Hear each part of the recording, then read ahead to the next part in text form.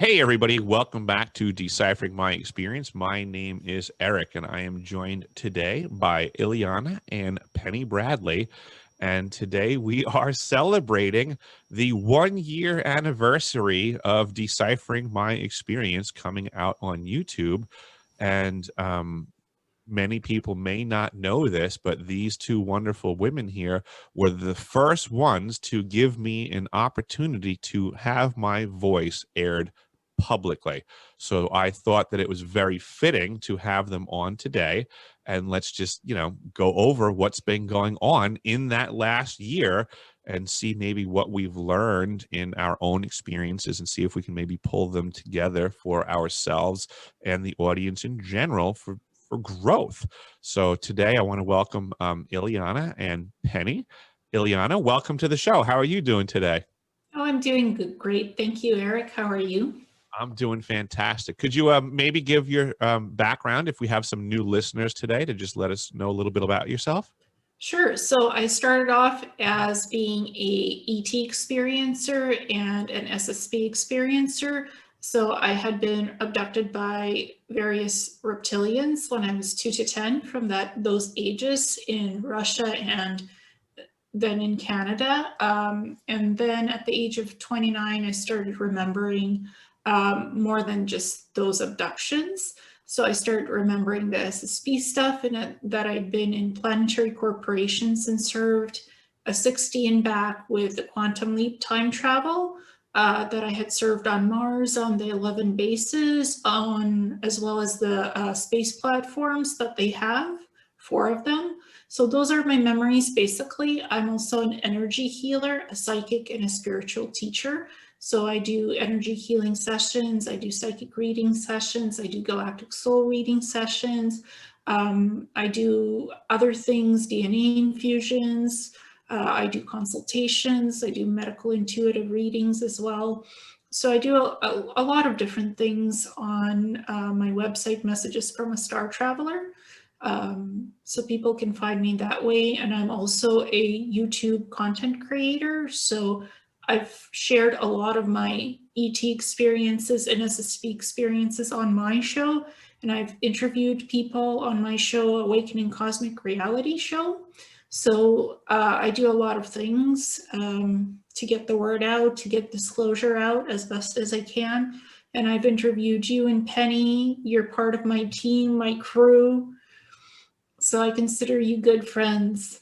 Awesome. Well, thank you very much for catching everybody up to speed on that one. And I agree. And I again, thank you for helping me to have my voice here because it really mattered at a time where I was thoroughly confused with what direction to go. So thank you for joining me here today, Ileana. And Penny, if you could refresh the folks out there as to who you are and why we're communicating today. My name is Penny Bradley, and I was the first public person from the officer class of the German fleet in space that calls itself Nacht Waffen. I've done a lot of interviews. I got my own radio show on Global Enlightenment Radio Network last August. So we're talking in late February now. So I've been on radio for a whole 6 months. I have a TV show on Roku. It's on the Fringe TV streaming service. I'm finding I'm having a hard time actually doing that because I have to talk to myself. There's something about looking at yourself on the screen that's a little intimidating for me. I had a podcast on my YouTube at the time that I was interviewing Eric and introducing him to the world. And I was really honored when he asked to be on. Awesome. I'm So, glad that you accepted that and that we were able to converse, because I mean things have changed a lot in 1 year really fast as far as I'm concerned. It's a whole new world. Things have gotten wild. So well, Ileana and I have been friends for 4 years now, I think. Yeah, we both are part of SSP groups that you and I both admin together. Mhm. And we really, no matter what has come up in front of us, we've remained best friends and we shall remain best friends because nobody comes between us. That's how I feel about it too, even though our factions are sometimes at war with each other in space. We're here, and what we share together is more important than the bullshit. Um, I can I attest to was, that too. I've seen you both as pillars in the community, because I've shown up as a newbie, so to say, and have been, you know, in the there's turmoil, there's you know, stuff that happens, and there's folks that have been in this mix longer than I, where things don't necessarily work out smoothly sometimes. And both of you have gone to bat for me personally, when Mhm. things have gotten weird and peculiar, and other folks had, I guess you would say, gotten out of the line or stepped out of bounds. And both of you, I would say, thank you for what I would say was doing the right thing at the time and putting other folks in check when they stepped out of line. You know, so your actions, I Well, would say, were appropriate and appreciated. our community has several issues going, um, that the community, the public at large, are generally unaware of. Um, Now, I'm going to try to put these in polite terms, so don't think I'm picking at anyone. This is my evaluation of the situation. We were all heavily damaged as children. Most of us have alters. Most of us have programming to not disclose. Some of us have suicide programming if we do. So when we start talking about these things and our programming comes up and we're interacting with others with similar programs, like I mentioned in space, Ileana and I are in different factions where our factions are at war with each other. So they've put programming into us that we're not supposed to get along. So when you put all these people into a group together, and each individual is damaged to begin with, and I know for certain I am, and they've got this programming that mine is the only way. And then we start talking to each other and find out, well, gee, there's at least 6 other factions out there, and at least 2 of them are usually at war with each other. You know, so of course we're going to have different stories to tell. That doesn't mean I'm right and she's wrong. It just means we're looking at the same thing from different directions. And at one point, I had been in Nacht Waffen as well. And I remember Penny in that white uniform, the dress uniform, kind Oh, of. that thing is impossible to keep clean. Yeah, exactly. So I have memories of Penny, but they're vague because the Nacht Waffen one was brief. That service was very brief, but I remember the cigar-shaped craft that Penny and I were on. I think I might have done something with Penny missions because she'd been a pilot, and I was kind of more like testing these ships to make sure that I could connect with them through the Neurolink implants and that they're flyable, that you can connect to them remotely with psionics and fly them if you have to without crew. Or if something happens to the crew, that you can navigate it and get it to where it needs to go. If something happens to the crew, somebody remotely can tap in with their Neuralink implants and pilot it and retrieve it and get it back home. So that's what I remember mostly doing in Nachtwaffen. And I remember speaking Spanish. There was Nachtwaffen Reger attached to that title. So it's quite interesting. And Penny remembers Mars, and Penny remembers destroying one of the cybernetics labs. That's how I got to know Penny first. That was Earth Alter Penny popped into that altar who was on a mission, and I was there and freaked out and released the psi panic, which blows things up. This is one of the serious issues with when we start waking up here, our altars are affected, and that can affect everything that we have an altar in.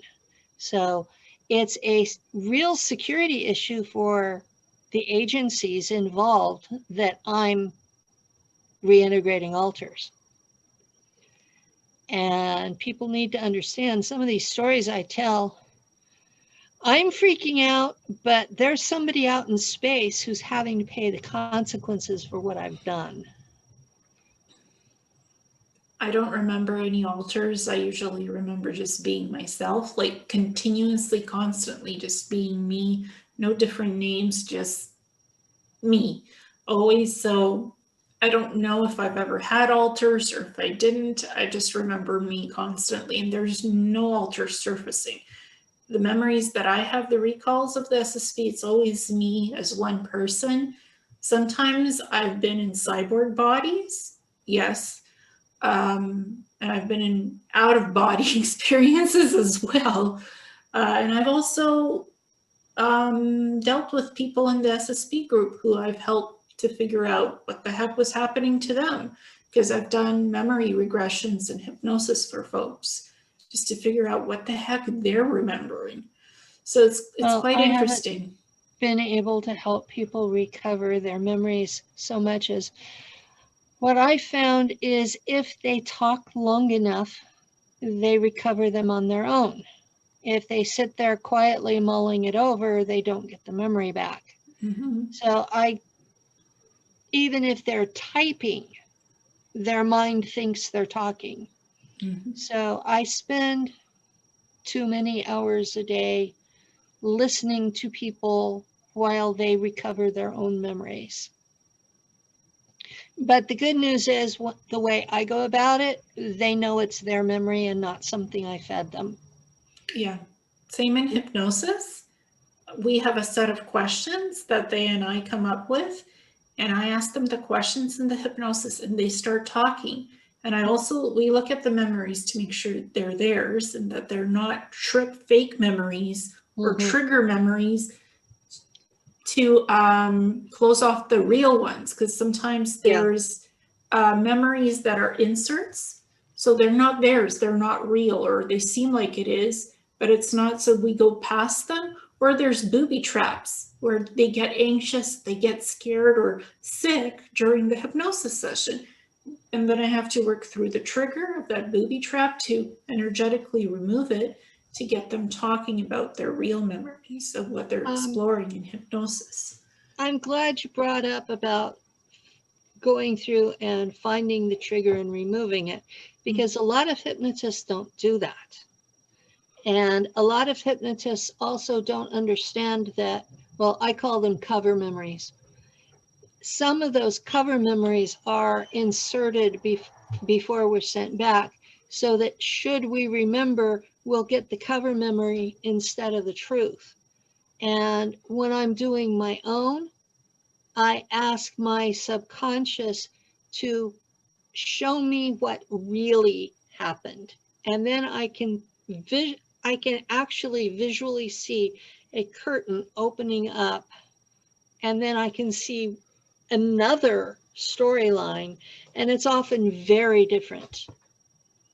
I want to jump in here because it's kind of on par for a question that I have here on my list. So like you're dealing with folks, let's say over the course of the last year, right? Let's just for this hypothetical. What have you two learned in the process of communicating with folks in the truth movement in the last year that you find really cool, most impressive, something that you just like a wow effect through dealing with folks that you've learned in the last year, maybe? Is there anything that comes to mind? Everybody is unique. They have their own story. They have their own expectations of things. Mhm. So to really, when I deal with people, I deal with anyone, truth movement, I treat them as a person, as the unique individual with the story that they come with, and try to see what's behind the story to get to the deep, deep stuff. And again, to make them feel safe, comfortable, to talk to me, to do sessions, to do whatever. And privacy and confidentiality is Right. key, because they're people. They're living, breathing people who deserve our respect. For sure. They might have trauma, they might have physical issues. They come for healing, they come to get answers, or they just want to talk and get perspective, and to just speak with you as a person, Mhm. and to treat them as a person. So you treat them with the utmost respect, and you listen to their story, because it's unique and it's individual, and it comes from somewhere. But in that So, process of doing that, I mean, you're right. I would never argue everything that you just said. That's a great environment to promote an interaction. I'm mhm. not asking you to out anyone that is looking for their information to remain private. That's a given. But of the information, I mean, I'm not looking for names or anything like that, but is there just anything that, you've learned in the last year through these types of conversations where you're like, wow, that's new information to me? Yeah, a lot of people have been abducted by grays, reptilians, and they've had a lot of abductions, either these beings coming to them in their home or picking them up, taking them somewhere.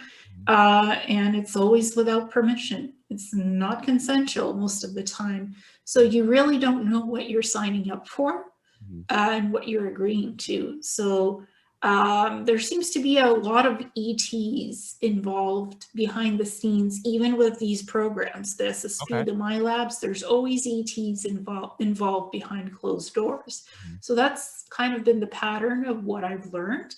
It's Mhm. not just human SSP that's taking people, it's ETs, and ETs work with these programs. Mhm. In underground dumb spaces, in space, it's huge. This is a vast thing that happens Mhm. to experiencers.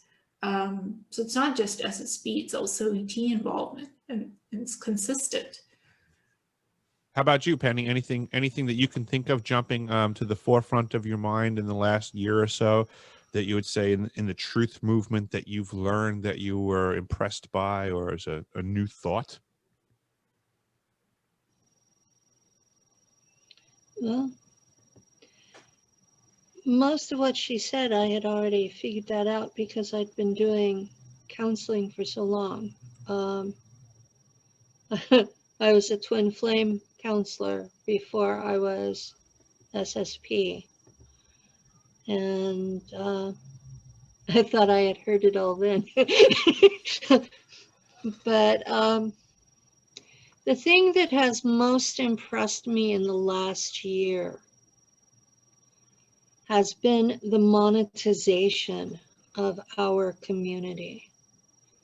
Now, I understand that jobs have gotten tight and people are home with time on their hands and nothing much to do. So they're deciding to monetize disclosure. And I can understand that to a large perspective.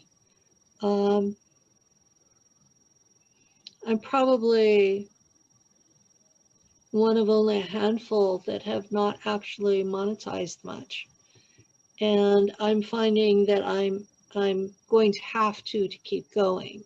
And so yeah, I'm learning it, but at the same time it saddens me that what had been a community of people sharing their experiences freely and frequently and openly is now becoming, well, you have to pay for that. Well, And that I find that really disturbing. Without naming names that both of you know, we know what sowed that seed in our community. This idea that you can have a right to an idea, and a dollar amount to that idea was unfortunately inculcated, and I would say was probably some sort of a COINTEL psyop to begin with as well. Yeah, I actually remember that individual being entrained in a program. Now, this is so difficult. I didn't even want to speak about this, but we're talking about entrainment and control, right? So there's a program in the SSB. It's an elite program called the Shadow Guard. And what they do is MK Ultra brainwashing of SSB assets. When we're first taken into these programs, we're given to the Shadow Guard.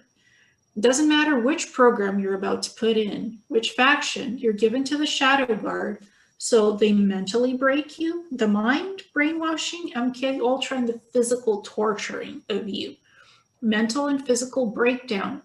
This is what they make of assets: perverts, deviants, and machine killers. And you can fall into any of those categories or all of the above. And some of us can control this programming, dismantle it, and take it down, and not act on our urges of doing deviancy, doing bad things. But some people can't break away from the programming like that individual. So they're still being perverted and deviated by that so-called MK Ultra programming that's running as a program in their brain, making them do hideous things in public. They're specifically sent to break down all these communities, to create dissension, to create chaos and havoc. It's like a cosmic troublemaker sent back on Earth after their mission, after their service. They're not left alone. They're agents sent to create this massive chaotic chaos amongst us, and to divide and conquer, literally. They don't even understand their programming unless they want to understand and stop this deviancy. We all have some urges to do something inappropriate. I've battled that, but I've decided as an energy healer to take charge of my life and to dismantle this horrid programming. Not to do this, as what the other example was of what that person did. To never follow in those footsteps, because I was involved with that person. And I personally saw the behavior. And that's triggered the Shadow Guard memories. And it's hideous memories. I can't even go look at them because they're hideous. There's too much blood, torture, beating of people, breaking bodies, body parts, and breaking people's minds. So I think we've all been put into that kind of torture, physical, emotional torture in these programs to make us stand in line to follow orders and to do what these programs put us in to do as jobs. Well, I had that at Langley starting when I was 4. And when I was 9, they figured I'd had enough and sent me to Mars to the Germans. I don't remember it being redone with any callback. But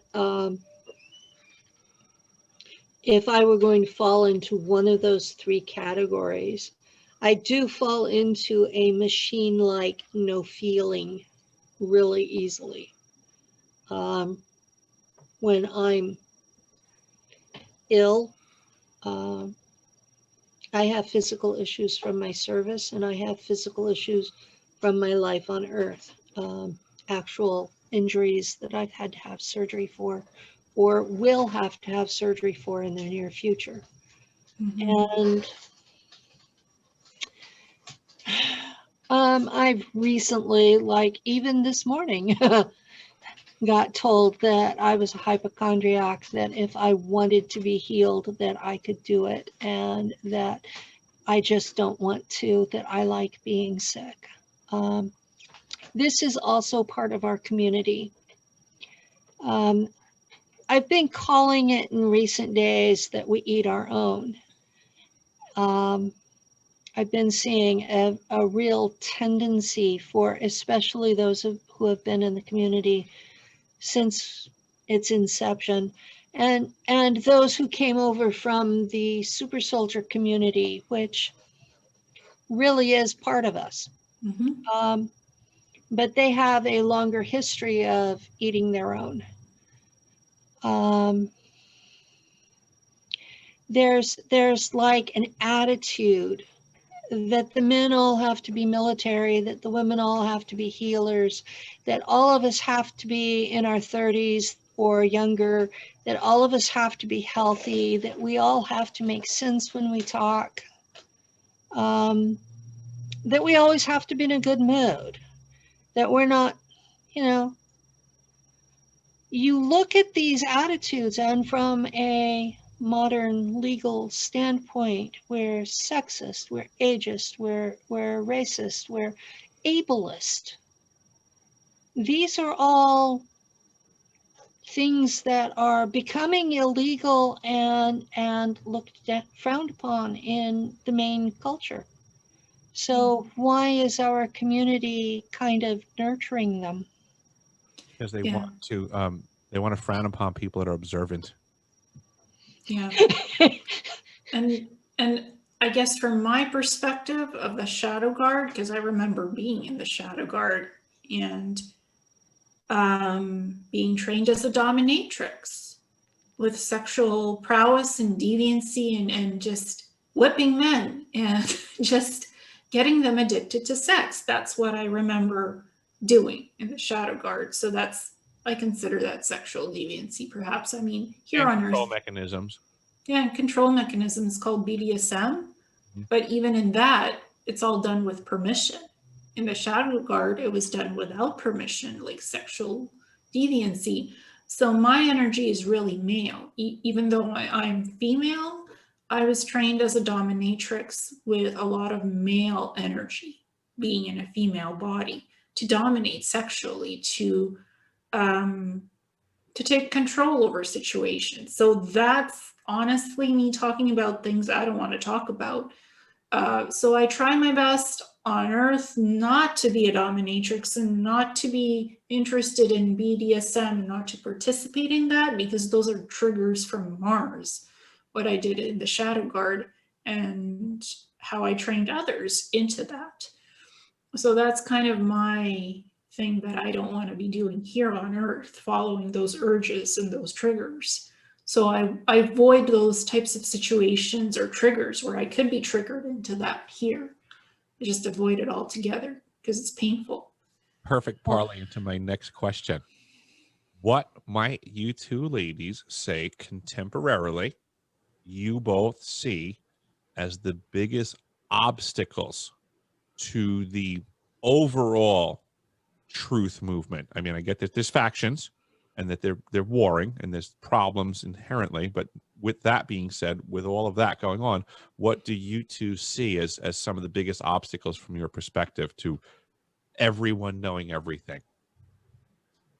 Well, they ask for evidence and they ask for proof, and nobody ever believes us that we're telling the truth when we tell our experiences and share our memories. The biggest obstacle is, where's your proof? Where's your evidence? Where's your pictures? Where's your ID?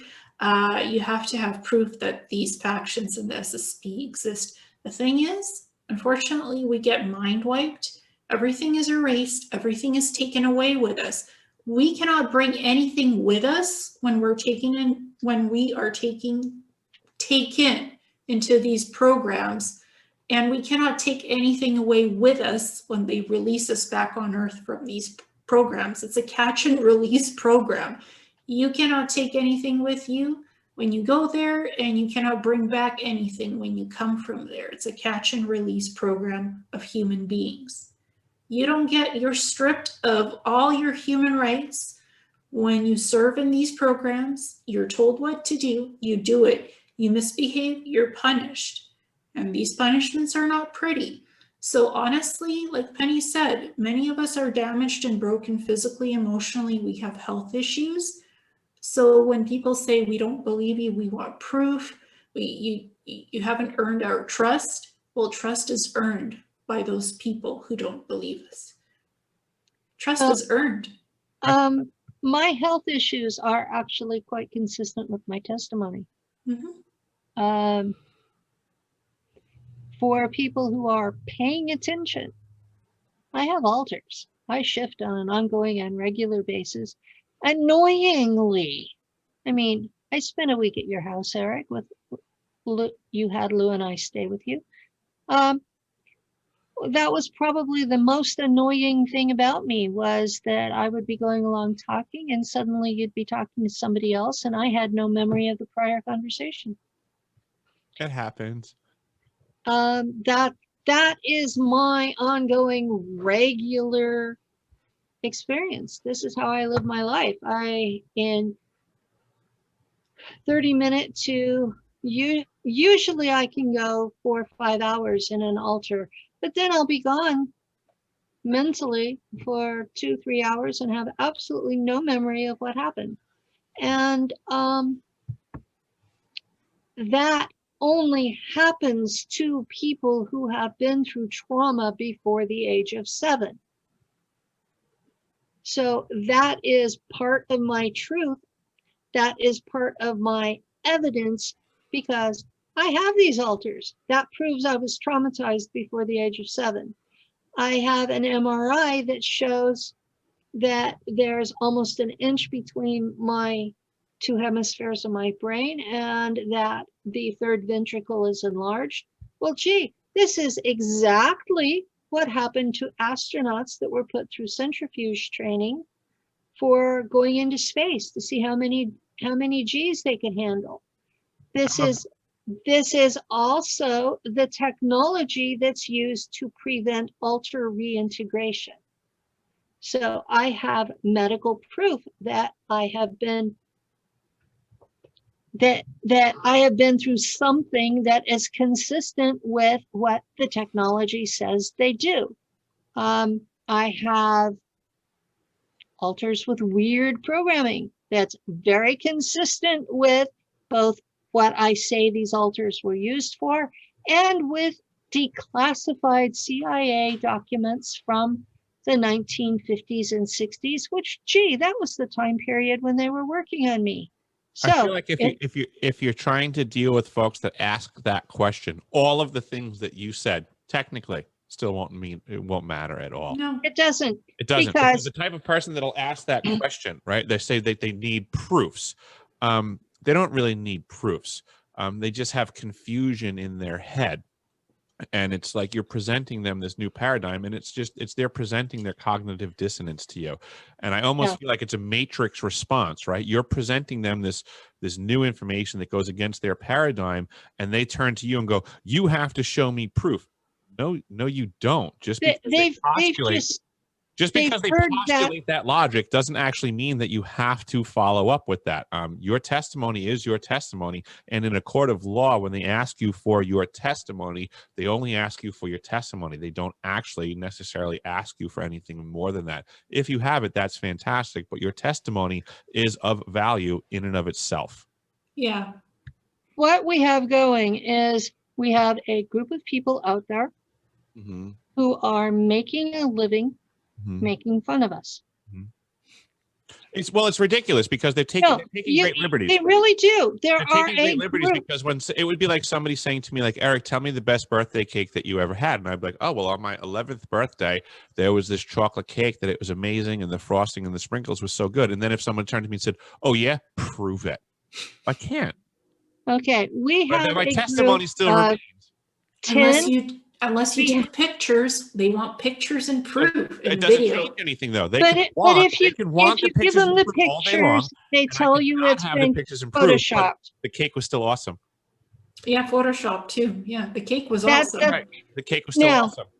I'm going to tell you what's really going on. We have a group of at least 10 individuals on YouTube who are literally monetized, who have millions of followers, and who are making a living making fun of us. Gatekeepers.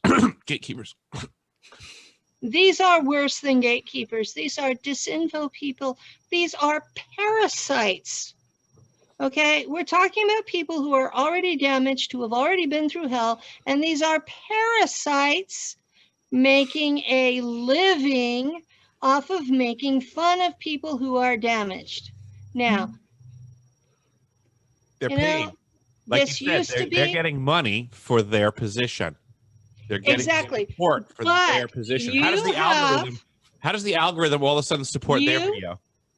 You have millions of people who come in, listen to 20 minutes of it, and think they can discredit us by asking for proof. Mhm. Or in my case, because I served with the Germans, they make me out to be a Nazi. Mhm. Okay. I'm not. Okay, So truth of the matter, I'm a Republican. I'm a conservative. Hold on a second. Contemporarily, there's a lot of people that would say that you're conservative makes you a Nazi. I'm actually of the category that believes that political parties are designed to get us fighting each other and distracted from what's really going on. The first thing we should do is ban political parties, and then we'll be moving exactly. Yeah. Exactly. I mean, ban the political parties and then put all of the politicians under strict transparency, where we know every cent that they get from every source and who they are actually paying back. Yeah, and it's sure not us. We could fix all of these problems if there was interested parties. I could be the president of the United States and fix everything in 4 years if I was allowed to, but I'm never going to be allowed to because we understand the way that these systems work, and heaven forbid a normal human being just wanted to get into a position to help all human beings. We can't let that happen. No. Yeah, and I mean, I'm a researcher. I come from logic, proof of concept. Like, that's my training. That's my library background training. Proof of concept. Whatever you do, prove it with research. Back it up, because in the library world and academia, universities, you have to back up your thesis when you write one, or when you write research papers, you have to back it up. So what I remember going back 2015, Neurolink implants, 4 of them implanted in my brain, left side of my brain. When they malfunctioned, there was a sudden brain scarring, a white matter lesion in the left side of my brain. It's on the MRI scans. I got hideous headaches beyond what I genetically get. It malfunctioned. I had to get psychic surgery to remove these things because they're etheric Neurolink implants, nanotech. It's not something you can surgically remove with earth stuff. It had to be psychic surgery. So guess what? Now, proof. That's my proof. Neuralink implants being created by the Neuralink company run by Elon Musk. I've been talking about neuro. They're spelled neuro, not neura. I've been talking about that since 2015, 16, 17, before Neuralink went public. Neuralink implants.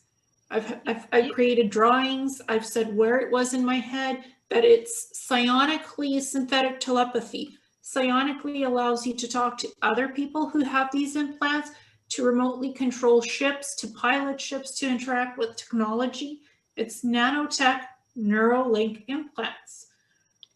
Didn't I talk about from my very first interview with Jay Campbell that I had a chip behind my left ear that was about the size of a Bluetooth, and it connected me to the ship's computer where I was the pilot, and that it functioned basically the same way as in the movie Firefox with Clint Eastwood.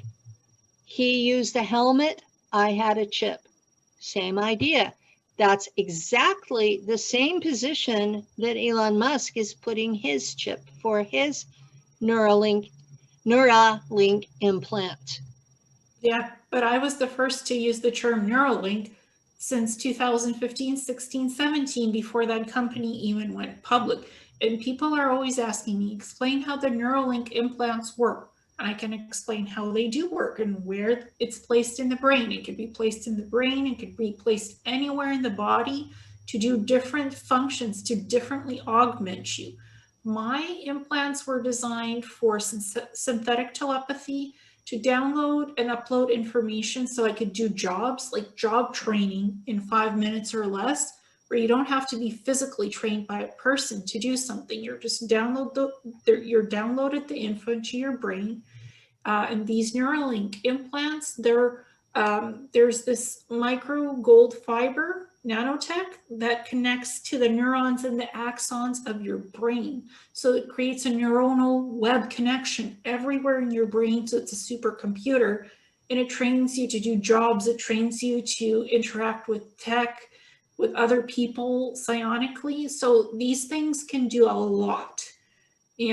Or people could be augmented with nanotech for agility, for strength, for better brain comprehension. There's so many things that these implants do.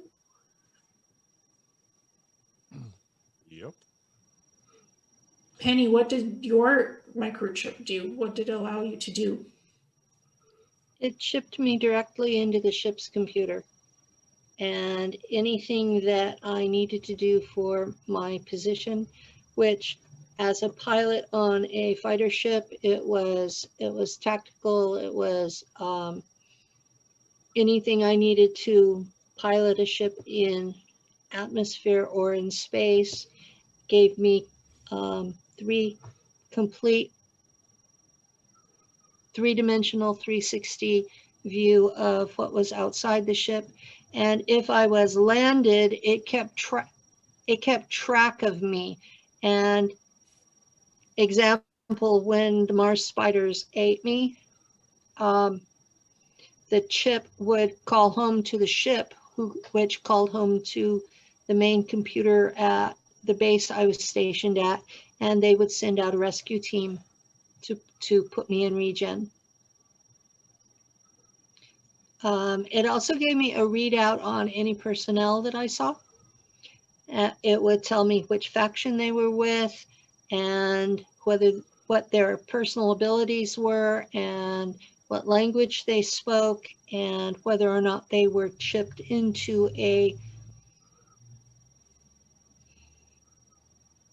electronic telepathic situation.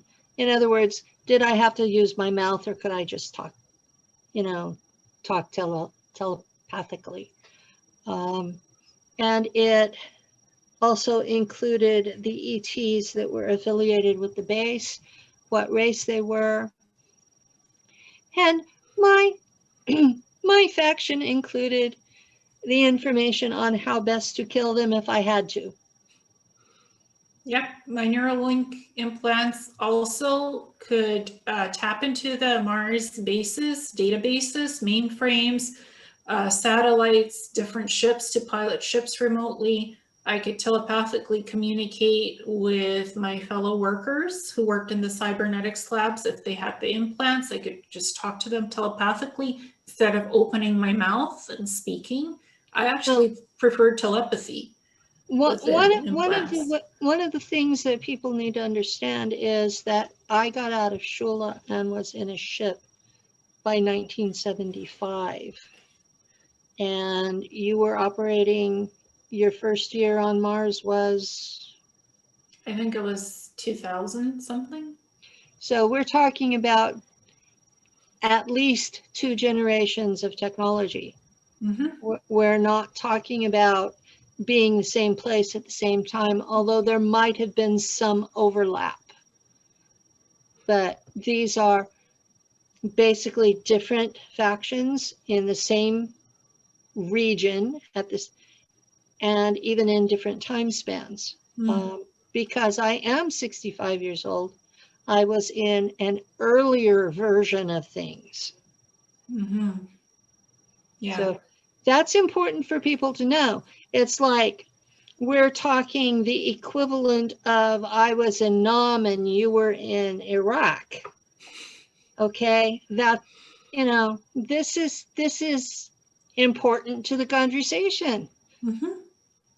Yeah, but the tech does the same things. There might be a time gap, But the tech still does the same things. Even maybe the tech is better, but it still does the same old thing. We both describe similar things of what it does.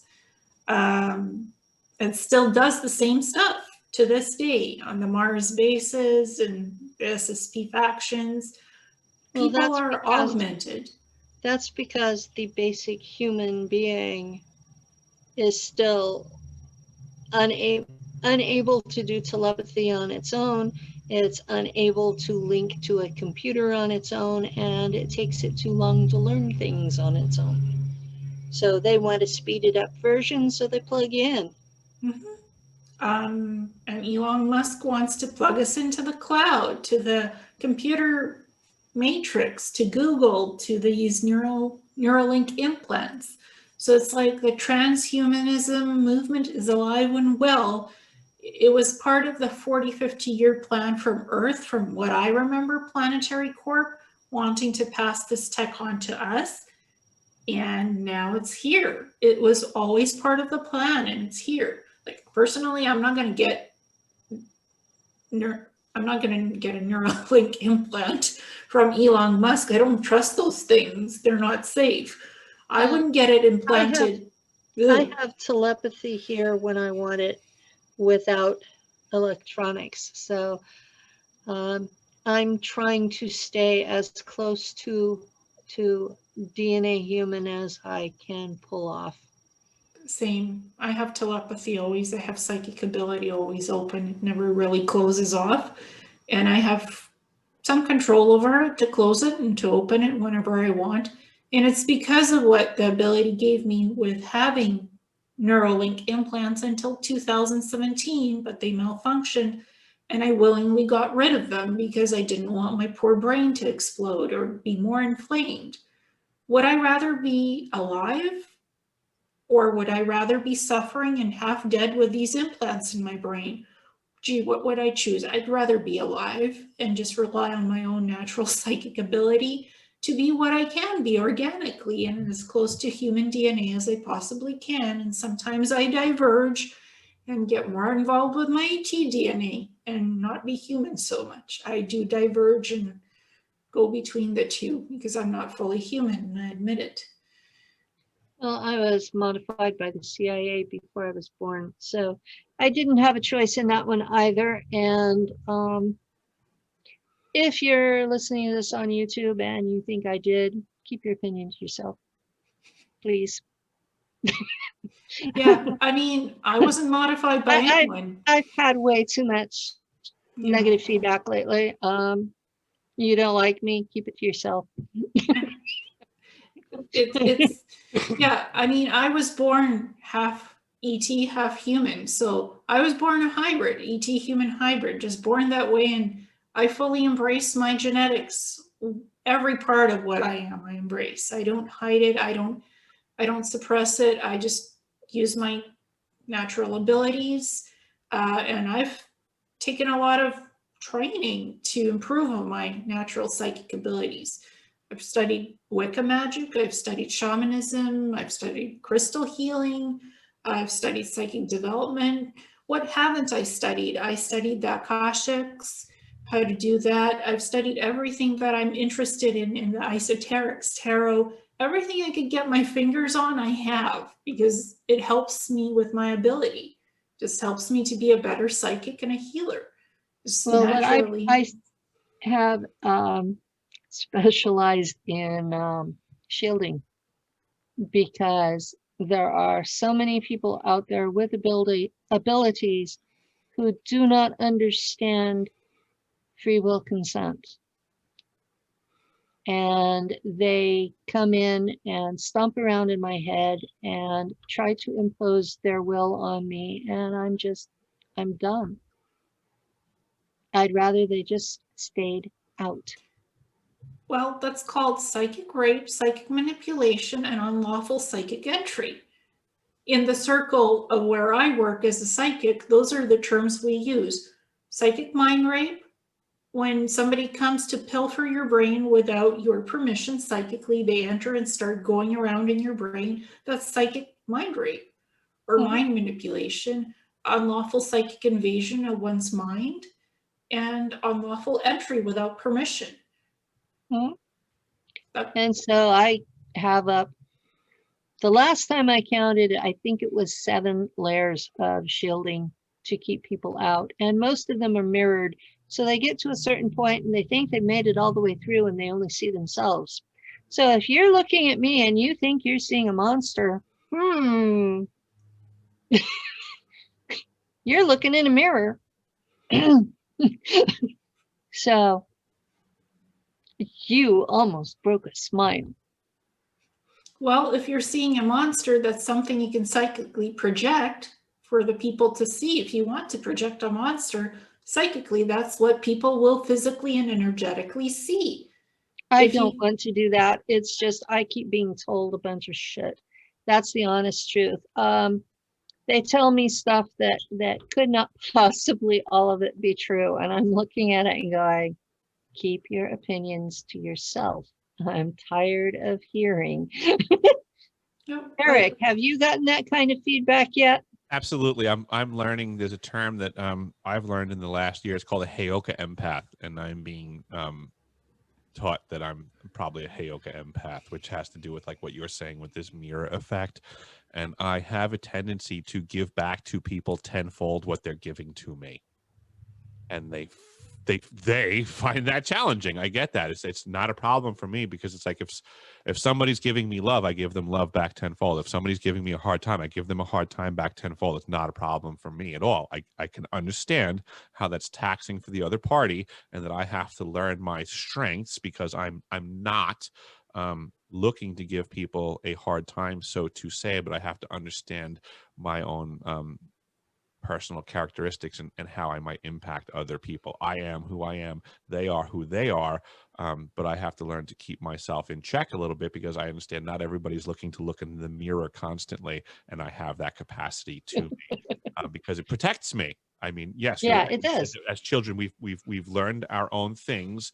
We've been traumatized as children, and we have defense mechanisms. And I have a strong one in that Heyoka empath mirror. By allowing people to just look right back at themselves, whatever they throw at me, I give back to them tenfold. Enjoy. Here's a taste of yourself. I totally get that. or the keto effect, Oh, I'm not. where you mirror back what you want mirrored back, and not receive from the other person what they're throwing back at you. Mm-hmm.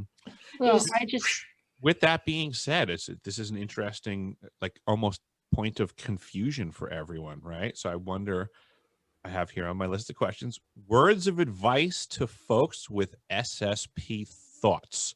Myself personally, I feel like a lot of us have gone through the ringer. Some of us have recollections, most of us don't.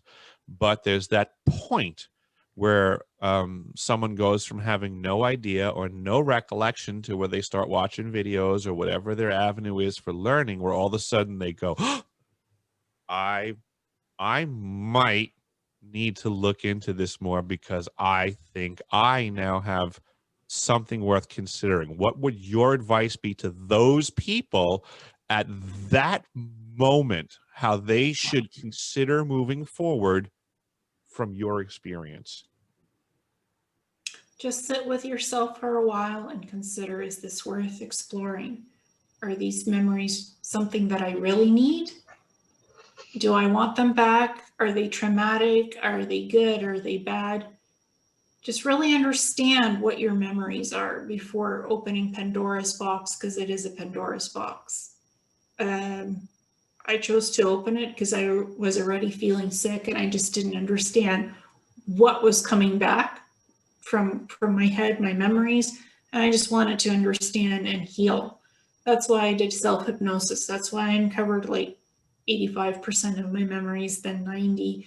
And now the shadow guard stuff, I understand if I don't talk about it, it's just going to fester. If I don't disclose it, it's going to fester. I promised myself I wouldn't discuss it, but I did today, because honestly, I don't need to keep that. I don't need to dwell on it. It's not mine anymore. It's released. So not to fester, not to dwell on it, and to really see how worth it is it for you to really know who you are and what you've done.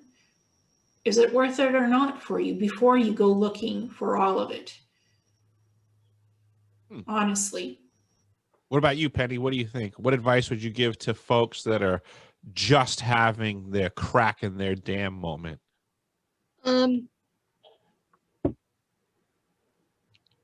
My memories were activated for me without asking my opinion or consent. So in a lot of ways, my remembering was a rape process.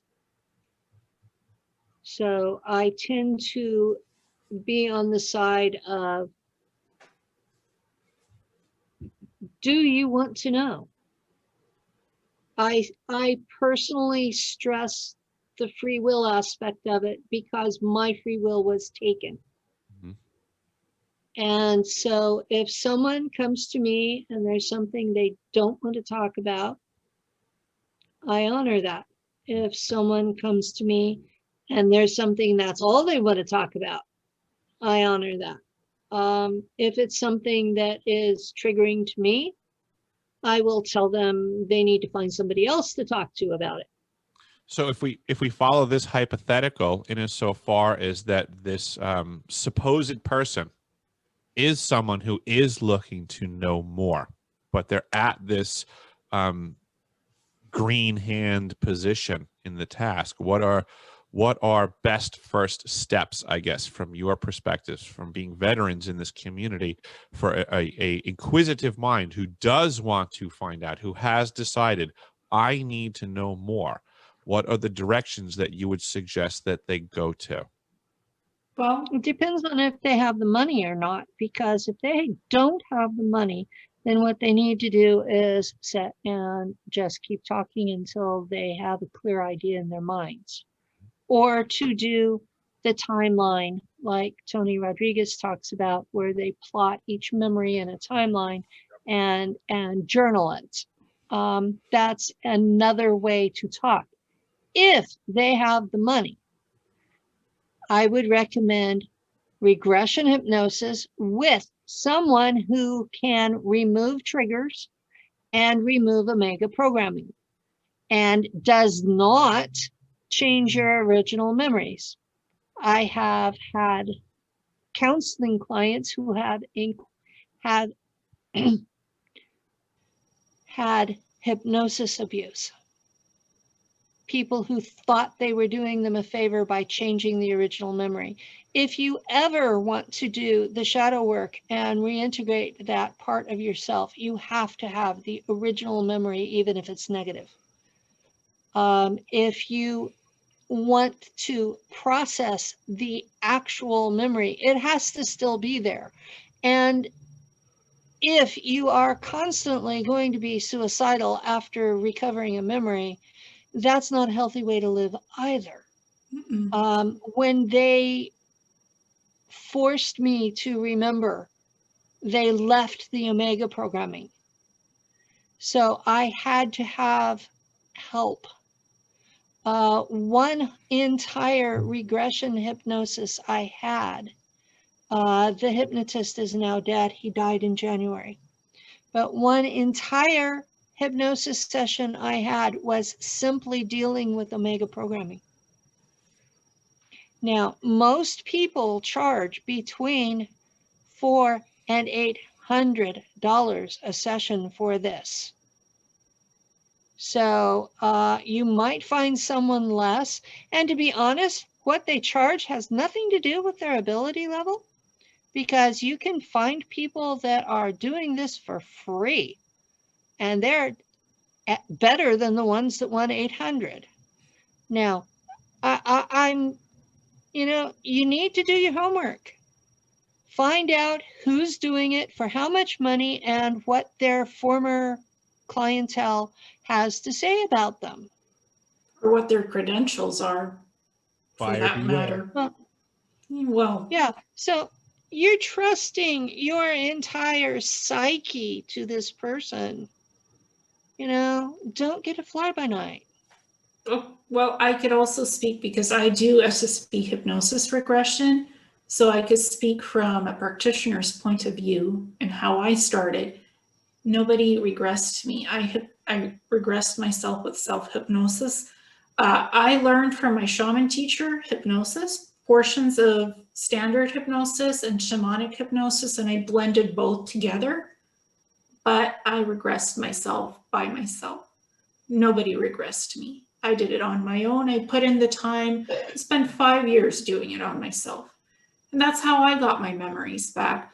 I know not everybody has the time to learn how to do it and do it for themselves, so they could find good, reliable practitioners who do it. And again, some people do it for free. Some people charge for it. It really depends on the practitioner and what their comfort level is with that. And again, I don't believe in overcharging people. Somebody $800 for one session.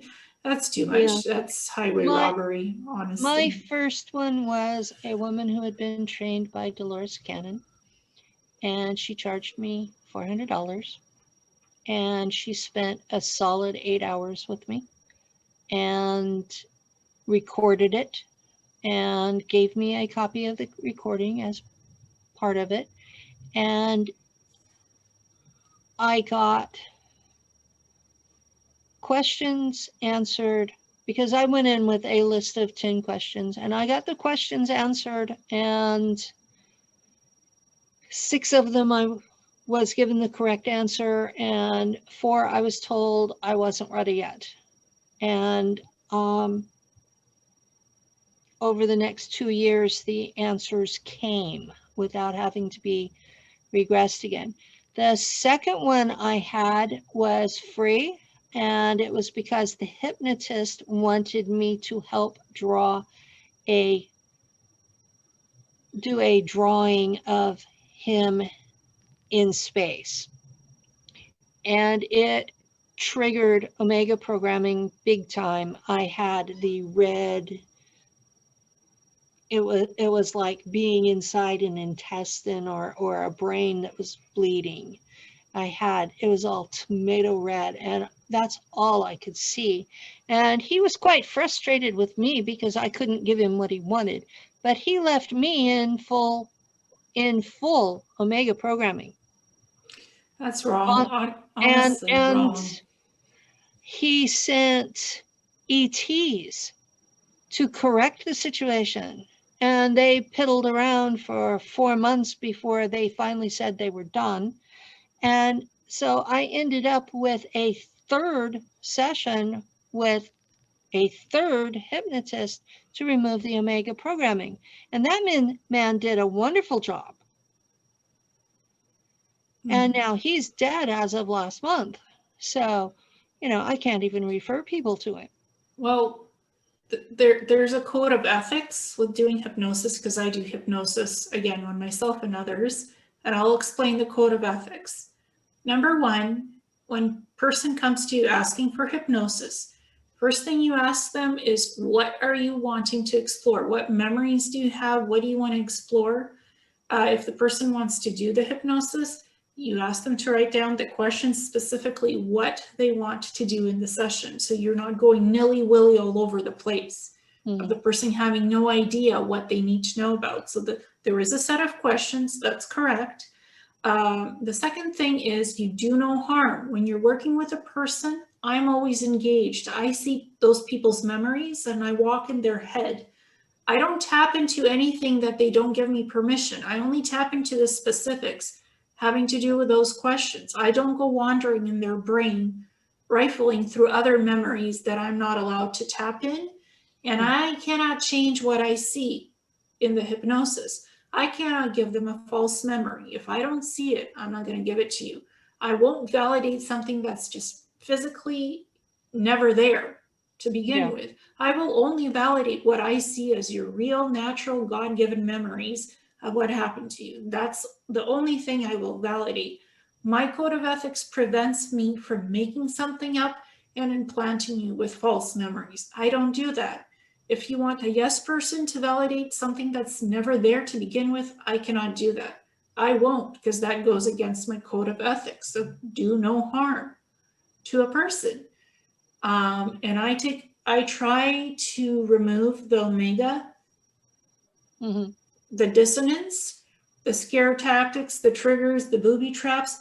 I try to remove that, and sometimes I'm successful and sometimes I'm not, and the block is still there, and I have to honor that it's too painful to break down right now in whatever amount of time we have in the session.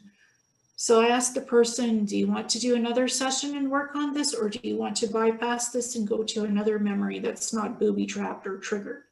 Really depends on the trigger too, because some are more harder to unravel than others. And booby traps, that takes time. So you ask the person, what do you want to do?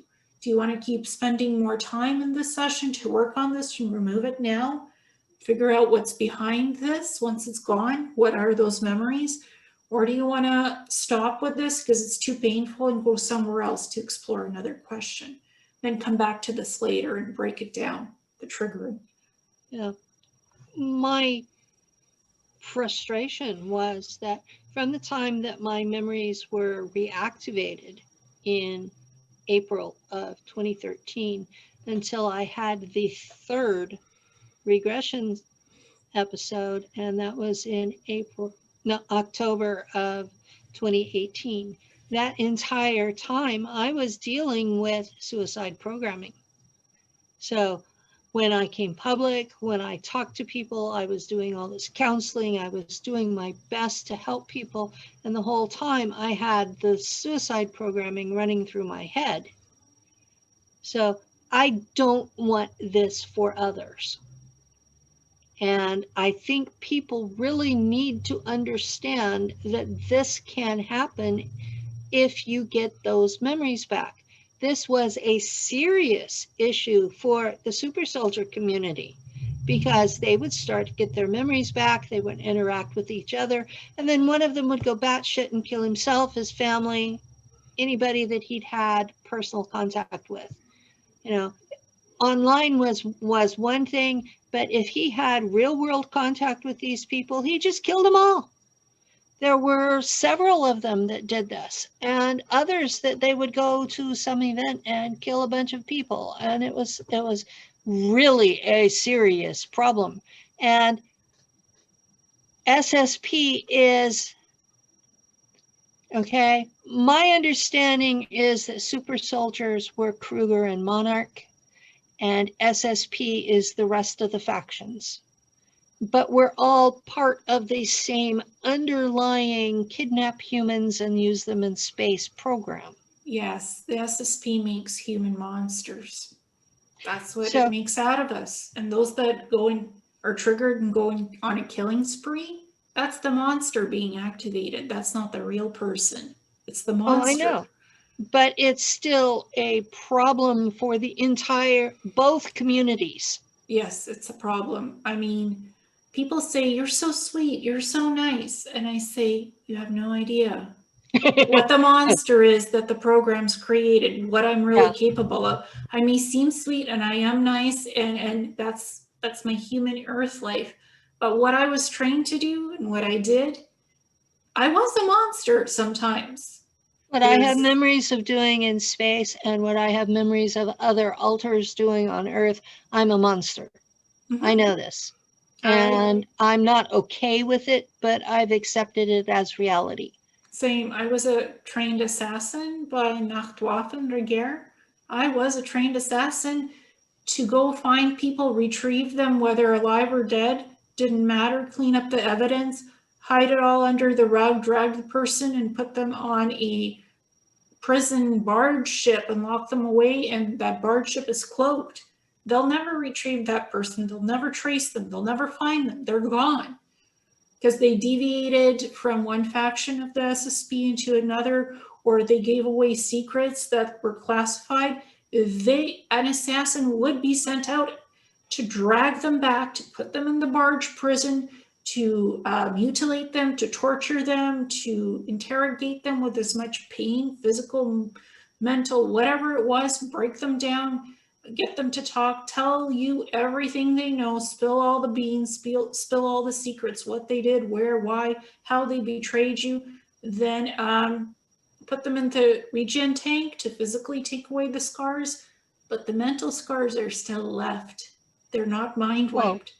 Yeah, you come through it. You come out of regen with the memory of how you got there. Yeah, exactly. Feelings of things.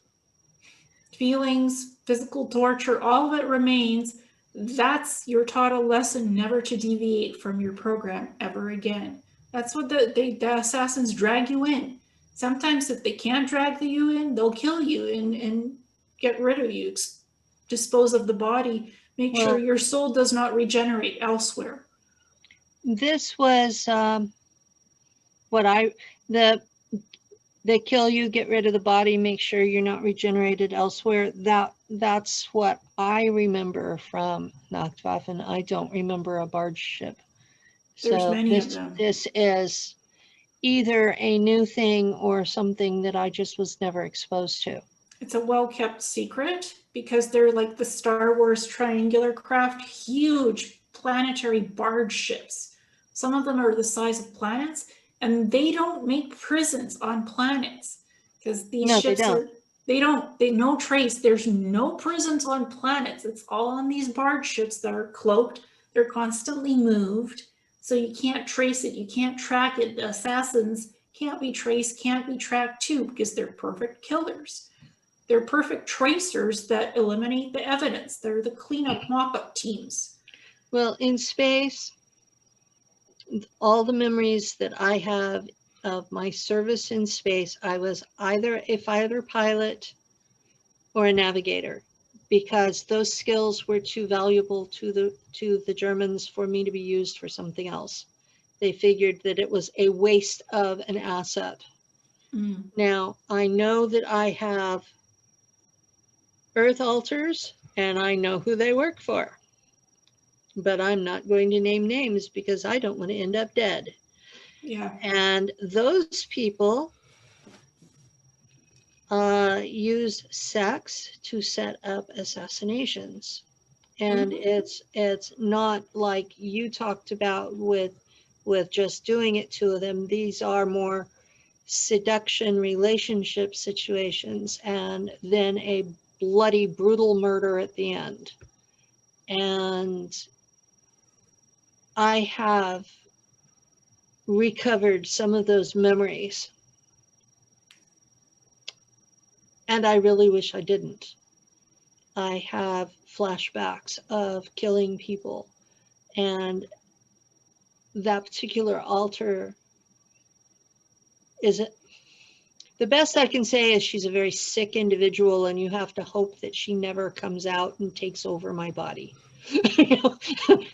Well, what the Shadow Guard trains is a sex kitten for those kind of seduction scenarios between relationships or set up the sex scenario. They're trained to be, they're SSP agents trained as sex kittens to set you up in that kind of a scenario and then kill you or get in from you. Some of them are assassins, some of them are sex kittens, and they're trained to do that by the Shadow Guard. And Nacht Waffen Regression as well. It's brutal, but being a sex worker still happens in space. You're just more than just a sex worker. That's just part of your job. I don't have an issue with sex workers if they're in it by their own free will. But when you're not, and you're just trained to it, and you're pulled into it, and you're pushed, that's not free will choice. You're trained to do that. You're broken into that. That's what these SSP factions do.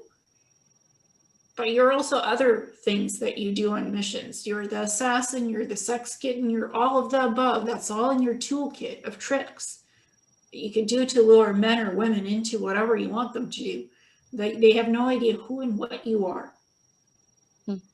They're just pawns in the bigger scheme of things to complete your mission, to just step over them and get control.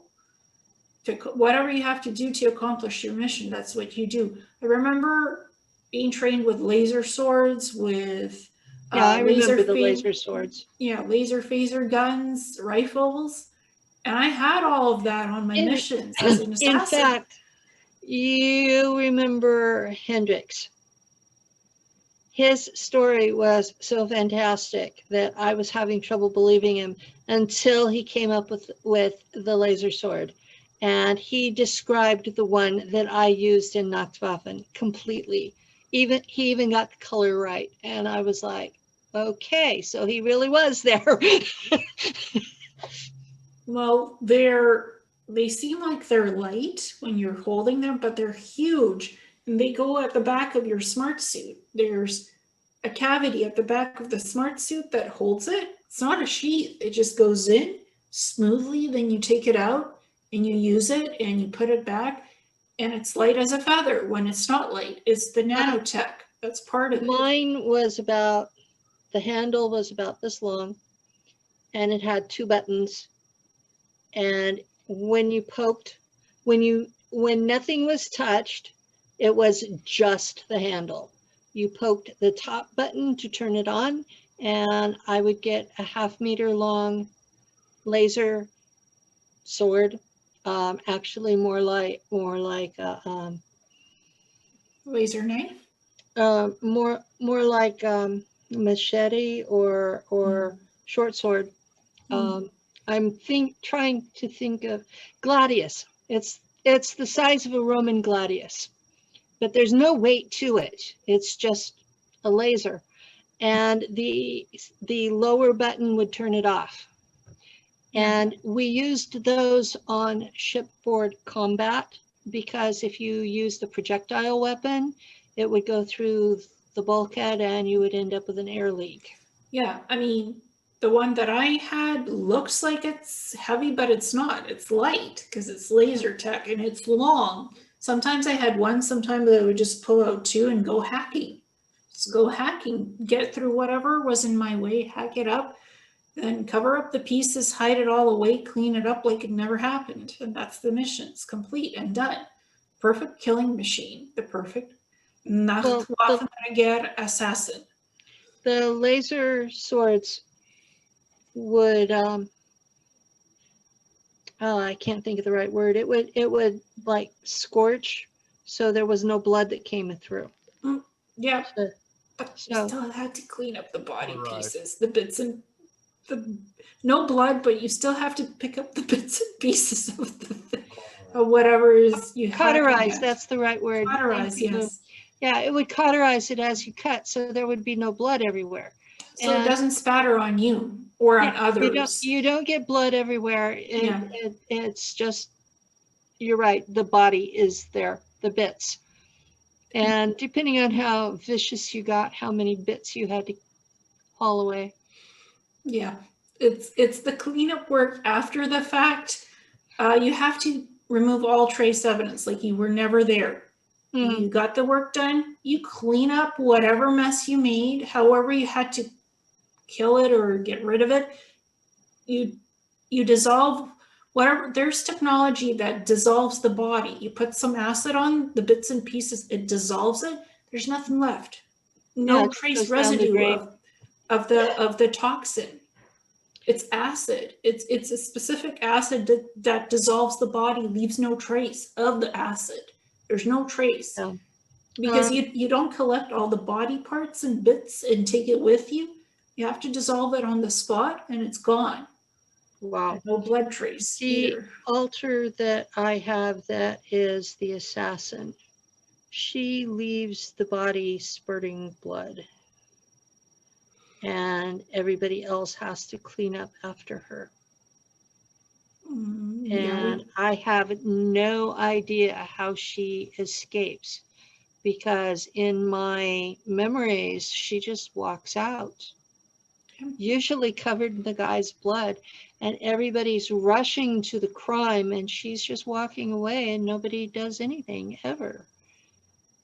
My memories are, it's the cleanest kill you make. You dissolve the gore, the body bits and parts. There's no blood.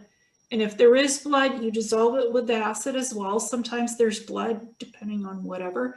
It's dissolved with the acid and you leave clean, like you were never there. Like you did what you did. And if somebody saw you, you wipe their memories with whatever tech you have on you. It's a little stick, you point it at it, you flash it in their eyes like Men in Black, like the movies, similar to that.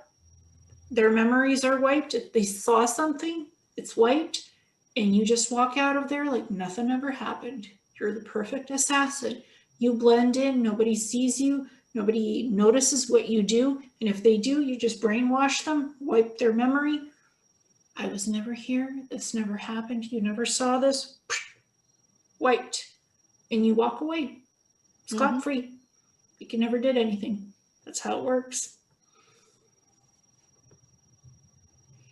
And then we can talk about it, sit here and talk about it coldly and rationally, and people wonder, you know, if you really did this, why aren't you more upset? Because we have programming to do this. We have gone through hell to be able to do this. The fact that we can do this is proving our testimony. And who says that you're not upset just because you can communicate things in an even-keeled capacity? I mean, the whole point that you're there could be that you're upset, but just because you can do so rationally doesn't take away your disdain for what occurred. Yeah. Penny, I watch these memories and I'm like, no, no, no, no. I wake up screaming. When I first experience them, I usually throw up. I sit here online listening to somebody else while I'm having flashbacks of my own, and I have tears running down my face. And these people are like, well, don't you want to do a video chat? No. You know, don't you want to call me on the phone? No. I don't want anybody to see me like this because I am so emotionally distraught.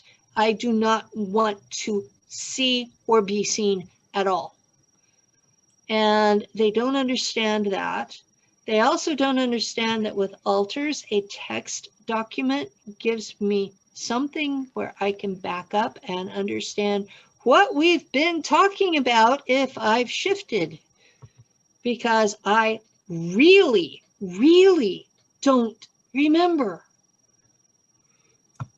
And honestly, the people we were in the SSP is not the people we are here on Earth. We know it's not acceptable to kill people, to stalk people, to murder, rape, or something. We understand that all of that is wrong. We don't do that on Earth. What we were then is not what we are now, because we're in different circumstances. I'm in different alters, but I have to live with the understanding that I could shift into that person on a single code word done over V2K or the telephone or flashed at me on my computer screen. That's all it would take. And I understand that there's a monster that lives within me that could be triggered by programming as well. I just choose to not be triggered and to avoid situations where that can happen. I mean, I wouldn't easily just go and kill somebody unless I was, you know, somebody was trying to rape me or murder me. Then, yeah, I would do everything that I could to just slaughter that person and get rid of them before they could off me. Well, actually, this altar has victim programming where that I panic and can't defend myself. I have the opposite. I have rage programming. Anybody who attacks me and tries to defile me, my programming is to defile them first and get them first, so they cannot do to me what they want to do to me. It's like defend, protect, remove, get rid of.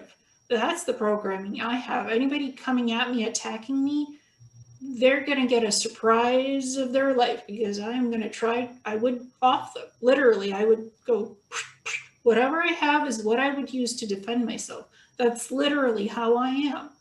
I don't attack first. It's frustrating to be sitting here trying to help people and watching them go through the machinations to attack me and know it's coming, and I cannot muster the self-defense to stop it because programming. And I have asked several folks who theoretically should have the information on how to stop it. And I get basically told, well, you can do this yourself. It's your own mind. And I'm like, really? You know, help at all. Unless you know how to control your mind not to do that, nobody has taught you the techniques not to be a victim. Now, Yeah. not everybody knows how to not be a victim. It's something you learn that's within you. You acknowledge it and you work either with a specialist or on your own. You learn how to not be a victim, not to live in that. I mean, there are a couple of individuals in my world that I'm really annoyed with right now because of things that they've said. And it has been related to, I know they have the information and their responses up to this point were supportive and kind and, oh yeah, just ask me anything. But when I asked them for information I actually needed, it was, well, you know how to do this. If I knew, I wouldn't ask. Yeah, like don't make the assumption that you just, you know, you're a very smart person and you know many things, but we don't know everything and anything. And sometimes we ask for help because we really do want to learn how to get out of victimhood and for somebody else to help us. We ask. Exactly. We didn't ask to be told, oh, you can do it yourself. Go learn it. I don't know how. Help me, teach me if you're willing. If you're not, point me to somebody else who can. Well, honestly. I figured that the response I got was saying, leave me alone. And so I have been. Well, you're very kind. And when those people find themselves quietly unfriended, they're going to wonder why.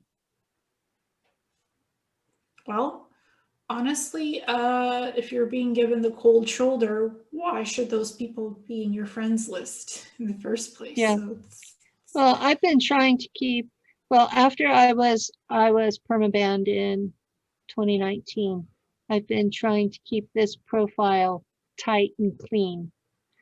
And I'm to the point, if they are giving me the cold shoulder and won't answer questions, then why are they there? yeah, exactly. It's like a cold world sometimes behind Facebook interactions. You don't see the person, you're just texting, and, you know, things can be misunderstood, misconstrued. Oh, yeah. That's happened to me. Like what I'm trying to say or impart is not really what the person is getting because they can't see me. It's just text. Mm-hmm. Well, a lot of the feedback that I'm getting from viewers, from counselees, from people in my groups, our groups, I have the distinct impression that I'm not being heard, that people are hearing what they want me to be saying instead of what I actually am. And I'm not sure how to change that. Yeah, I feel the same about one specific topic, the holographic medical beds or the med beds. On Mars, when I was the cybernetics tech, when I was in that job, I was told that this tech would not roll out on Earth for another 200 to 300 years. That's my feeling about it. And yet I've got people telling me, oh, it's going to be out next year. And I'm like, no, they're busy actively trying to kill 80% of the population.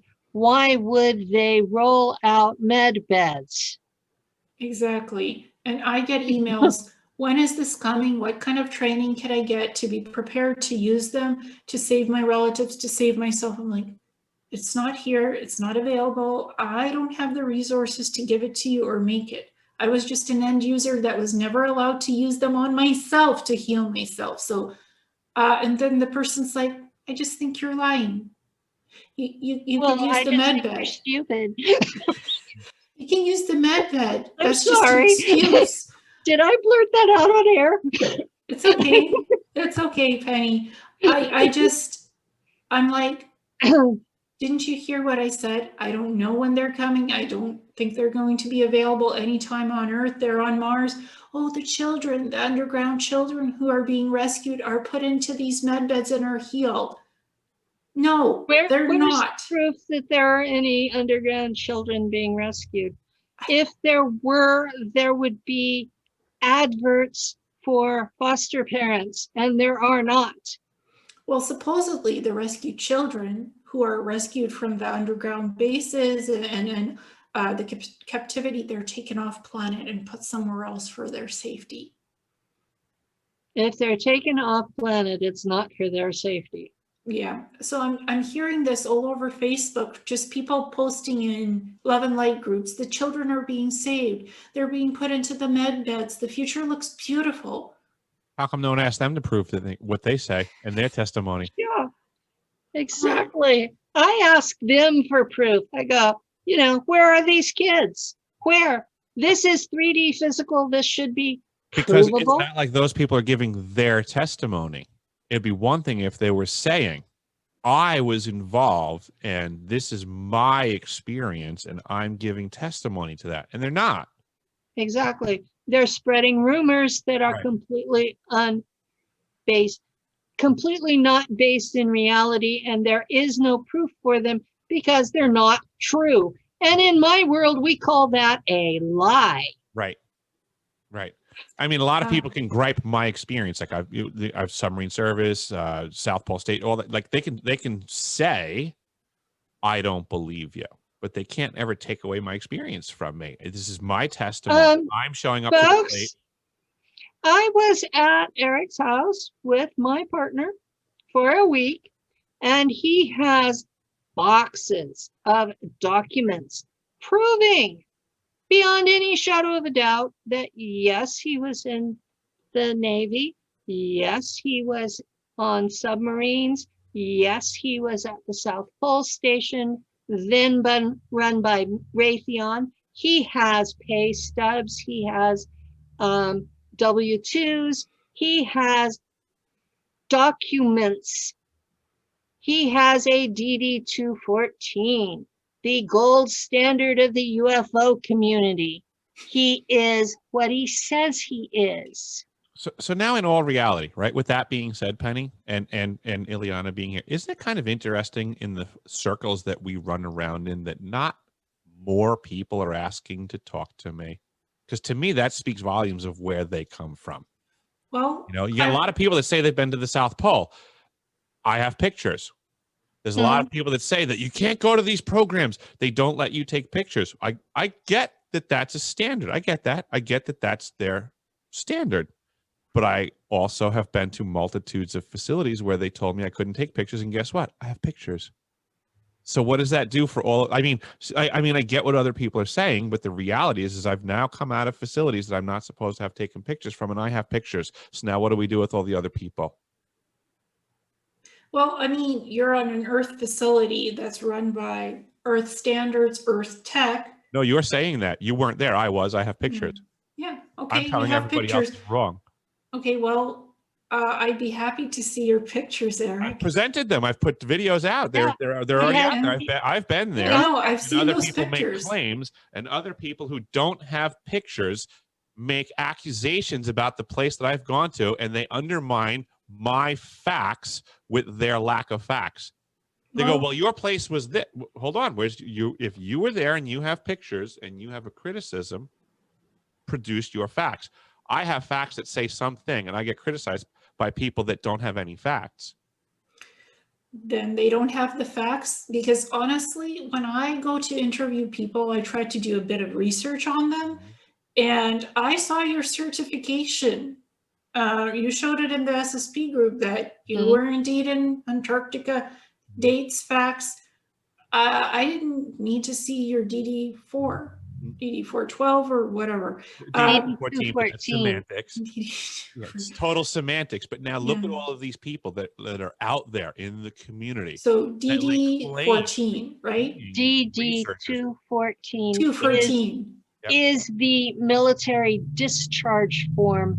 It states what branch you were in and what your main duties were and the length of time you served and sometimes where.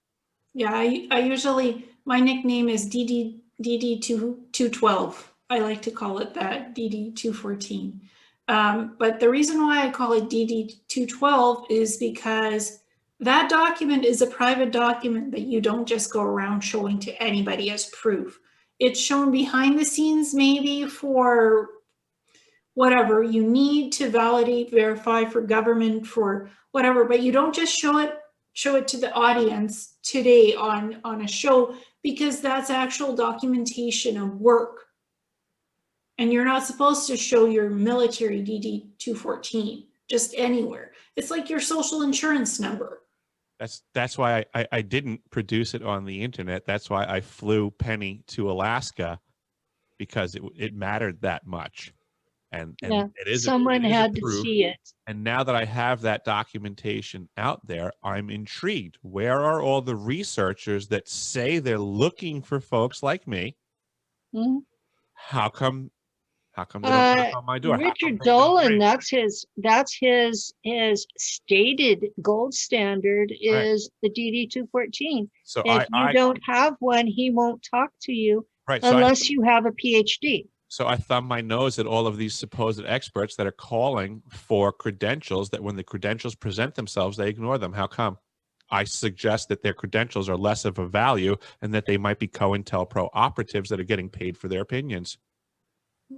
They're gatekeepers themselves. Why don't they want to discuss with people that are available the truth? Yeah, I mean, Linda Moulton Howe won't give us the time of day, not to me or Penny. I got photos and video of a year that I spent at the South Pole Station, and the only thing I hear from people is discounting things. They go, oh, well, you're not.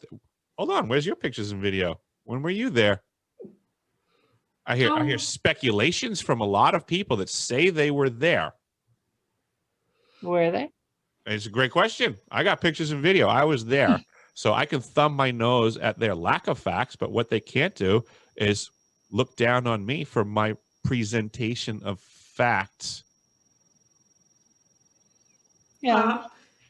I have a lot of people who are getting lost in my side story and missing the whole point that I'm calling for the dismantling of the CIA, because they cannot be trusted to act in the best interest of the American people. Mm-hmm. Well, can I share an interesting fact? Mm-hmm. Go for it. When you are somebody who's a YouTube content creator and you're seeing the stats, you're constantly seeing the stats. Mm-hmm. What's the most popular thing that pops up on my stats? Is videos of SSP that I've done either on my own or interviewed others. Google is telling me to do more of that because that's good content that's popular. Google acquired YouTube 2 years ago.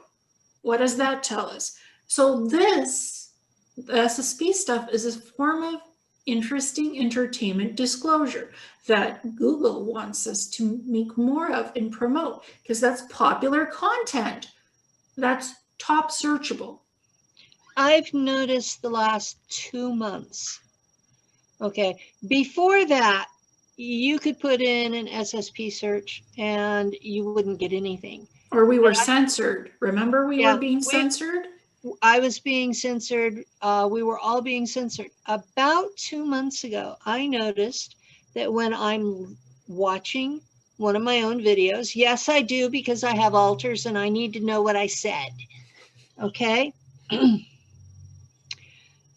Suddenly, I'm getting this whole strip to the side of suggested videos. And about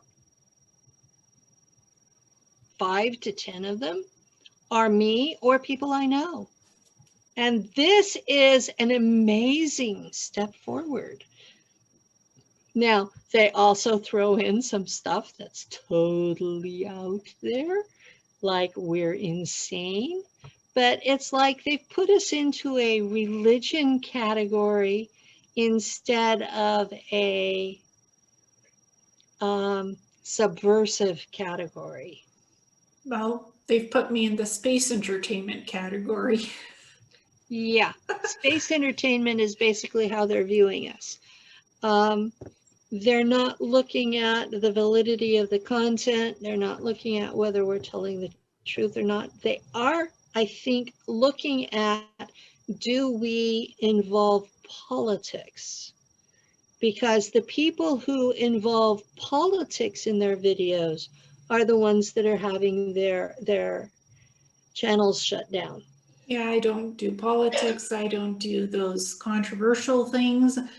Honestly, I don't want to be removed for inappropriateness. I don't want to remove for controversy or drama. I don't want to create that because I don't want the backlash of that coming knocking at my door in emails and threats and other things.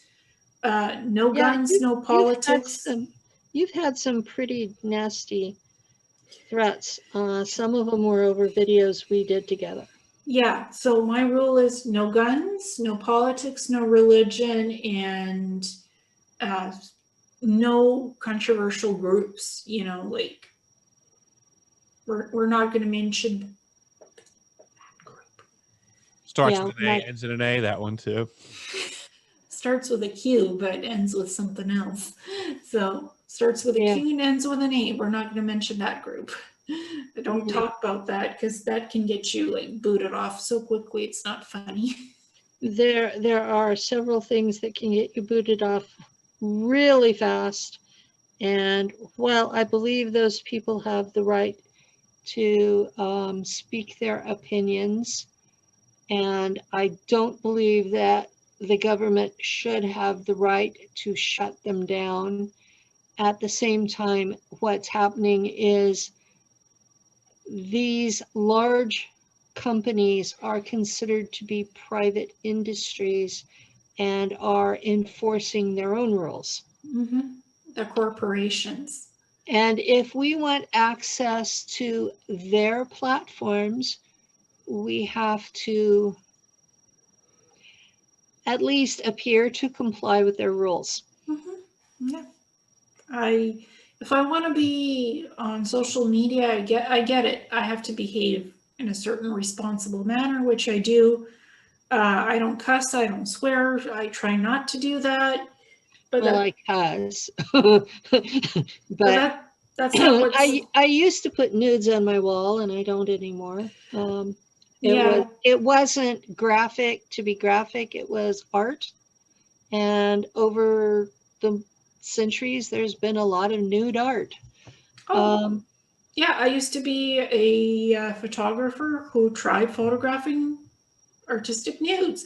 It was just something I was studying. It was just a category. I did that kind of photography. I did landscape. I did portrait. I did all of it because that's how you learn to be a good artist and a photographer.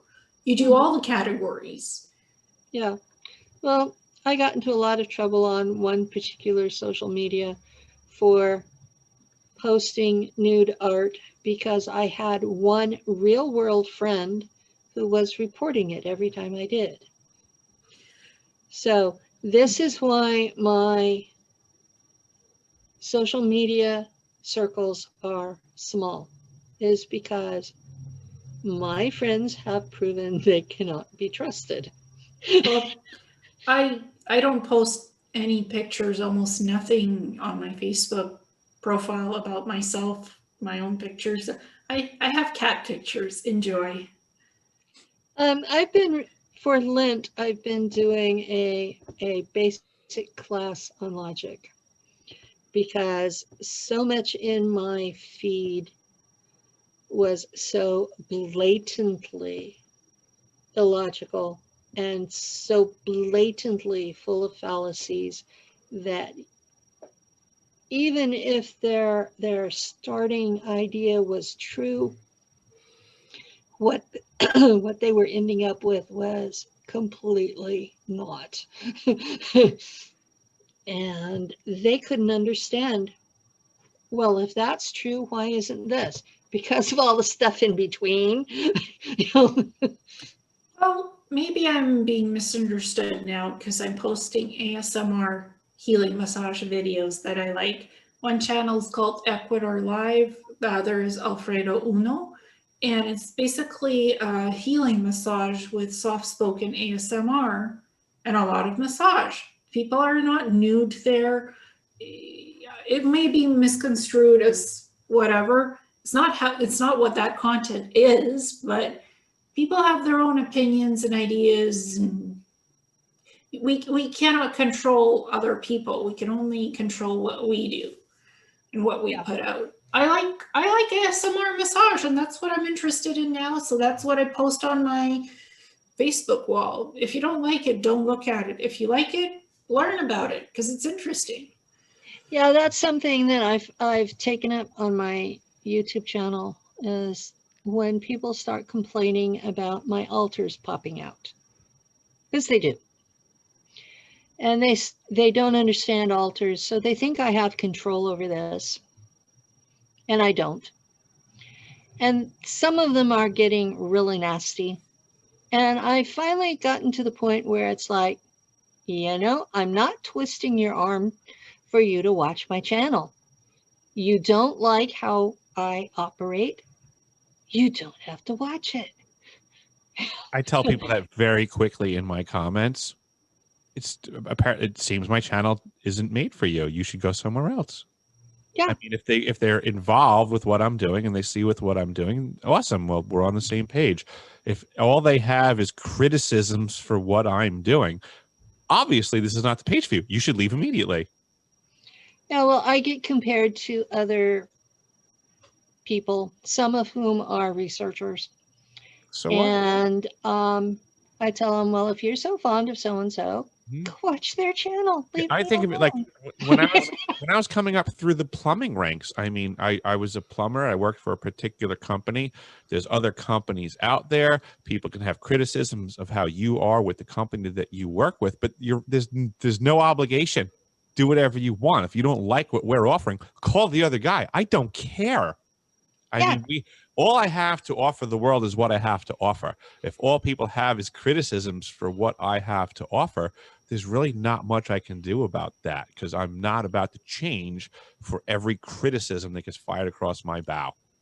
Yeah, and my channel is experimental. I talk about ETs, I talk about SSP, I talk about healing, I talk about crystals, I talk about tarot, I talk about esoteric spirituality.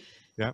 Those are the founding pillars of my YouTube channel from the get-go. I never promised to just speak about SSP and ETs. That might be the bulk of my content, but it's not my only content. I will post videos about all of those things that I mentioned and other things. I'm not going to limit my channel to just SSP and ETs. Well, my channel started off as a place to store a playlist of my interviews, and I was just linking from the interviewers because they were mostly monetized and I didn't want to steal the money from them. So I was just collecting them into a playlist, and YouTube decided that I had to upload content or lose my channel. And so I started interviewing my friends with the idea that I was going to document the greater community. The greater community being UFO experiencers, including the Inuna community that interacts with real Anunnaki extraterrestrials, the super soldier community, who are mostly Kruger and Monarch veterans, and they are generally very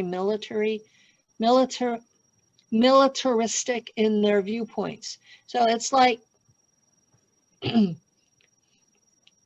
Vietnam that's on steroids. And also the SSP people and any scientists related to our field.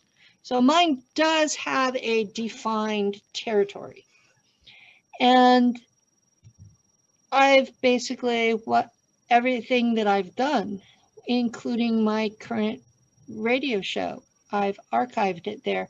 And yeah, I'm about a month behind on uploading the shows. So I'm treating it as a place to store my stuff and document the community. And I mean, this is going to sound bad, but my criteria are that you're pleasant to me, you can carry a thought in a bucket, and that you can discuss your experiences without reverting to religion or politics. Mm-hmm. You know, that should be, you know, that should be everybody. Yeah, I want to hear a genuine, true story. I don't want to hear repetitive things. Oh, I've heard about those people's experiences. I've read about. I want your story, who you are, what you have to share, your honesty, your intelligence. I don't want to hear something rehearsed, something practiced, something created out of thin air. What you got is what you got, even if it's fragmented memories. I want to know about it. Just come on. I don't want to hear a total stranger sit there and tell me all about Randy Kramer. I know Randy Kramer. Yeah. I like Randy Kramer. He's welcome at my house. He's welcome on my show. You know, I've asked him on my show and he says, yeah, but he never sets a date. So, you know, I love the man. But you're not Randy Kramer. You shouldn't be telling his story. Just tell your own story, how it is, what you've done, what you've experienced. I mean, honestly, I invited Eric because I've never heard a genuine story about somebody working as a plumber in Antarctica. That was interesting and special and unique. What does a plumber from Alaska do in Antarctica? Tell me your story. It's uniquely special because I don't really know anybody else who's a plumber and who's been to Antarctica. Yeah, that whole angle of he's a plumber and doing this stuff is like, oh my God, that's a totally different point of view and completely valid. It's you know, when you think about it, all of the diseases that mankind was plagued with for so many millennia went away when we had modern plumbing. Better than a vaccine, modern plumbing. Clean water. Yep. You can wash yourself. Bring in clean water, get rid of waste. That is the staple of society. Exactly. Without that, you're sick all the time. Or you spend. If everybody in the world was a doctor, if you had no plumbers, it wouldn't matter. You'd all be dead. Yeah. Your sewage is clogged up. Who do you call? A plumber. Your toilet is clogged up. Who do you call? A plumber. You know why hospitals can fix everybody? Because of the amount of plumbing in the building. If you got rid of the plumbing, the doctors couldn't do anything. Yeah. It would just be a big building with people dying in it from disease, and the doctors would be going, how come everybody's dying? And it would be like the hospitals of old that were full of doctors and crappy plumbing. And until they got good plumbing, hospitals were death traps. And you had to use the porta potty and the outhouse. Mm-hmm. Like, you know, in those old-fashioned castles. Mm-hmm. Guess what? My grandmother had a outhouse. Or a bucket in a room where you go and then you have to take the bucket out. Chair with a hole. I've seen them. Yeah, castles. Well, yeah, castles had a hole in the floor and it just went through into the moat. Then everybody has to smell all this. Or it was just the bucket in the room. If they didn't want the moat, and you had to take out the bucket in every room that was designed for that. Chamber pot. Chamber pot, yes, chamber pot, yeah. And so, you know, modern plumbing. Thank Eric for it. Well, we had them in the South Pole in the summer camp. We had pecans because people didn't want to walk out to the bathroom in the middle of the night. And since it was so cold on the floor, the pecan would just freeze technically. So it didn't like get stinky. But that's what it is. Yeah, but you know, There's either that or walk out into minus 50 degrees into blinding laser light in the middle of the night because the sun doesn't go down. So those are your options. Choose your lesser yeah, evil. well, I would much rather listen to the plumbing of a ship or the plumbing in a Antarctic base than I would to 50 million shoot 'em ups that sound made up. Yep. I had one thing that I wanted to throw in here because I know we're hitting the 2-hour mark here, so I don't want to keep you ladies here forever. But one of the things that I did want to key in on, which is part of what I'm doing here, and I think Ileana will hopefully recall this from our initial conversation. My first conversation a year ago was slightly pointed. And this is a You've had several that have been more than slightly pointed. I have some tactics in me.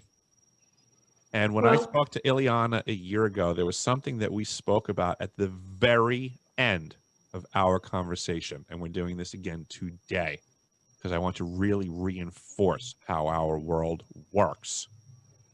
One of the last things Ileana and I discussed on her show a year ago was E.L.F. at the South Pole Station. She had brought it up. Yeah, I was like a dog with a bone on you in those texts about it, and you were reticent. You didn't want to talk about it on the show. And I said, E.L.F. is not classified, Eric. It's public. It's available to read about, talk about it, because it's an interesting technology Absolutely. that submarines use. Absolutely. And they use them as also antennas in the North Pole and in Antarctica. All true statements. They are. Because I researched, what the heck is that? I didn't know what that was. You mentioned the term ELN. E.L.F. Right? E.L.F. Yep, extra low frequency. E.L.F. You mentioned that. I'm like, that has to do with submarines and submarine communication. Because I'd heard about it somewhere. Technology that could theoretically do many more dastardly things. So a year ago, when you brought that question to me, I was reticent to answer it because I would say that I was a little bit more in the know to the potentials. And now, a year later, I would like everybody to educate themselves on what E.L.F. can do and ask, did we not just go through a year worth of E.L.F. weapon exposure? When we look at all of the possible things that people say E.L.F. could do. If a year ago I said, hey, folks, get ready. You're about to get screwed by E.L.F., everyone would have said I was crazy. Does it amplify 5G technology? It does a million things. It makes people angry at each other. It can cause all kinds of mental impacts. Let's just put it that way. So when you are looking around at your friends, family, neighbors, and all the people for the last year, and you say, you know, they're really not acting like themselves. E.L.F. This is the science behind this stuff, that there are machines that can be used to promote a mindset or remove a mindset. And I would say over the course of the last year, I think that there are other Americans, other patriots, other good intentioned people that I would say were acting out of their minds. Yeah, or it's E.L.F. or it's being cooped up at your house and not being able to go anywhere because of a certain thing that's happening in the world right now. Or those are two components being used together in conjunction. Yeah, because E.L.F. is bad on its own, but when you make somebody sit at home constantly and not see the light of day, that's another thing that... All battlefield tactics. Yeah, that really screws your mind. Makes you wonder, what the heck am I doing here? Tapping away at this keyboard. Or a rifle, or a tank, or you use everything. So E.L.F. is just a very unknown weapon in the arsenal of mind control and mass control. It's on the list of possibilities. Yes, it can communicate with the submarine, but there's other things that it can do. And it's also just a cog in a machine when you say that we have E.L.F. that can do this, and we have HARP that can do this. And when we start putting things together, there are questions to be asked. I certainly don't have all of the answers, but I suggest that people start looking into these things because, as we've heard time and time again, everybody goes, well, if people knew, if this was going on, somebody would have said something. Why? But Why I've mention said it? something, folks. I've told you that the E.L.F. is on at the South Pole station. I'm not going to suggest to you how much that could negatively impact your life, because guess what? I've learned that me breathing out my words into the world is less effective than people doing the research on their own. So look at what Yep. E.L.F. can do. I said it a year ago. I'm saying it again today for a reason. Well, I was hounding you about it. I was almost forcing you to say it out loud. And there's reasons why I do that. It might not seem I get it. logical, plausible at the time, but I'm like a hound on a scent. Once I pick up a scent, it's hard for me to let it go. Oh, I get that 100. I'm not I have a knocking your direction question. for inquiry, but what I'm getting at is just that I was calculated in as so far as that I'm not a knucklehead. I'm not going to come out of the gates on my first interview and start divulging stuff that's going to have me never get my second video put out. But I was going to. I got a question. Go for it. Your E.L.F. at the South Pole that's turned on, Mhm. will that have an effect on the Schumann's resonance? It can. It depends on how they want to use it. It's a passive device or an active device. If they want to listen, they can listen. It's a Because standard I've antenna array. been If you want to listen with an antenna, noticing, you can listen. If you want to apply power to it, you can transmit. So now when you start studying what an E.L.F. antenna and transmitter array can do, it really boils down to that specific unit, how big of it, how much power is it putting out, what frequencies are you operating on. But all of these things, I can't say that it can't do those things. All I can say is that understanding the technology, that the sky is the limit and all possibility exists always.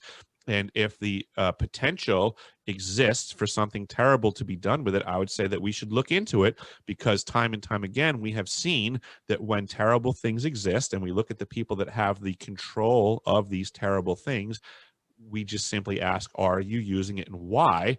And then we find out they are using it and the reasons aren't that good. Yeah, it's like. well, I was asking because a small group of my non-SSP friends have been following the Schumann's resonance and have found a repeating pattern to the spikes. I would And suggest that there are a multitude of things that could engage the Schumann resonance to mess with it. But what's interesting is 2019, MIT sent a laser thought into somebody else's brain for 1 minute. They transmitted what they wanted the other person to hear. And it was without any radio, it was without any frequency, it was just a laser beam that was shot directly into the person's brain. And it's voice of God technology that can be done on Earth. There's millions of people out there who are called targeted individuals, where they hear voices that are not their own, telling them to do god-awful things or making them sick. Well, V2K is carried over the Wi-Fi. So anywhere you have a Wi-Fi signal, you can be subjected to V2K. And that's why I wear an EMF blocker cap. So that I'm not subjected to V2K. That has been the bane of my existence from the time it was first rolled out in approximately 1980 until I got the cap in 2016. And when I have it on, I don't hear the shit. And for me, that's what it was. It was a constant repeat of, you're ugly, you're fat, you have no quality of life, nobody likes you, nobody ever will like you, you might as well kill yourself. You add that on top of Omega programming, and y'all are lucky I'm still here. Well, I mean, I never hear voices from Y2K. I constantly hear ETs wanting to talk, or people wanting to talk psychically, or my higher self wanting to say something to me, and I filter it. When I'm sleeping, no talking. None psychic talking. When I'm sleeping, I'm sleeping. Leave me alone. Well, I still hear all of that stuff with the cap on. It just stops the V2K. Yeah, I've never been, I think you are a targeted individual with that technology. I'm not. It's just my brain doesn't pick up on the wish-wash of Y2K. It just blocks it all out. Thankfully, some people can block it, some can't, and they're targeted individuals because of that. Yeah, well, I've gotten to where I don't trust any channelers that are not wearing an EMF blocker cap, because so many of them tell me that they can tell the difference, and yet they're spewing obvious PSYOP information. Okay, I'm a channeler, but I'm not going to go against that, because that's true. You never know what frequency or what message you're picking up. Yeah. You have to be able to discern the message. I believe that they're telling what they're hearing. Mm-hmm. It's just I'm not trusting their source. Right. Yeah, they're just passing on what comes through to the being who you allow to come in through you as a channel. They are regurgitating similar to someone watching the mainstream news at night and regurgitating at you. It's like you don't need that noise either. Well, to some people it has meaning, to some people it's truth or fact of life. Depends on how good the channeler is as well, because the channeling really depends on how good you are and what comes in through you. It's the same thing as like watching, it's like the same thing as communicating with your friend who just watched the news. Some people are good at assessing what they saw, and some people have no idea and they just spew whatever junk comes in their head. Yeah, that's why I don't do public channeling on videos, because that's a private thing that I don't just wipe out at the blink of an eye. I see channeling as something that is to be used very specifically in certain circumstances, situations, and I prefer intuitive channeling more so than somebody's dead mother. Yeah, I can see that. So I trust my intuitive channeling more so than... I'm not sure I trust the beings that talk to me when I have the cap on and I get to see them.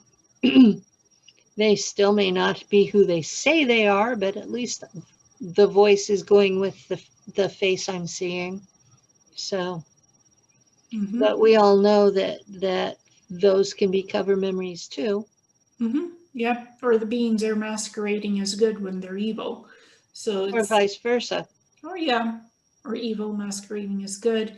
It's so there's archangels, there's demons, there's entities, there's archons, there's fairies, there's werewolves, there's shapeshifters, multidimensional ETs, interdimensional ETs, energetic ETs. There's so many different spectrums of beings that are alive. It's not funny, that can contact you and talk to you. Or there's the dead people that talk to you. Anything can come in.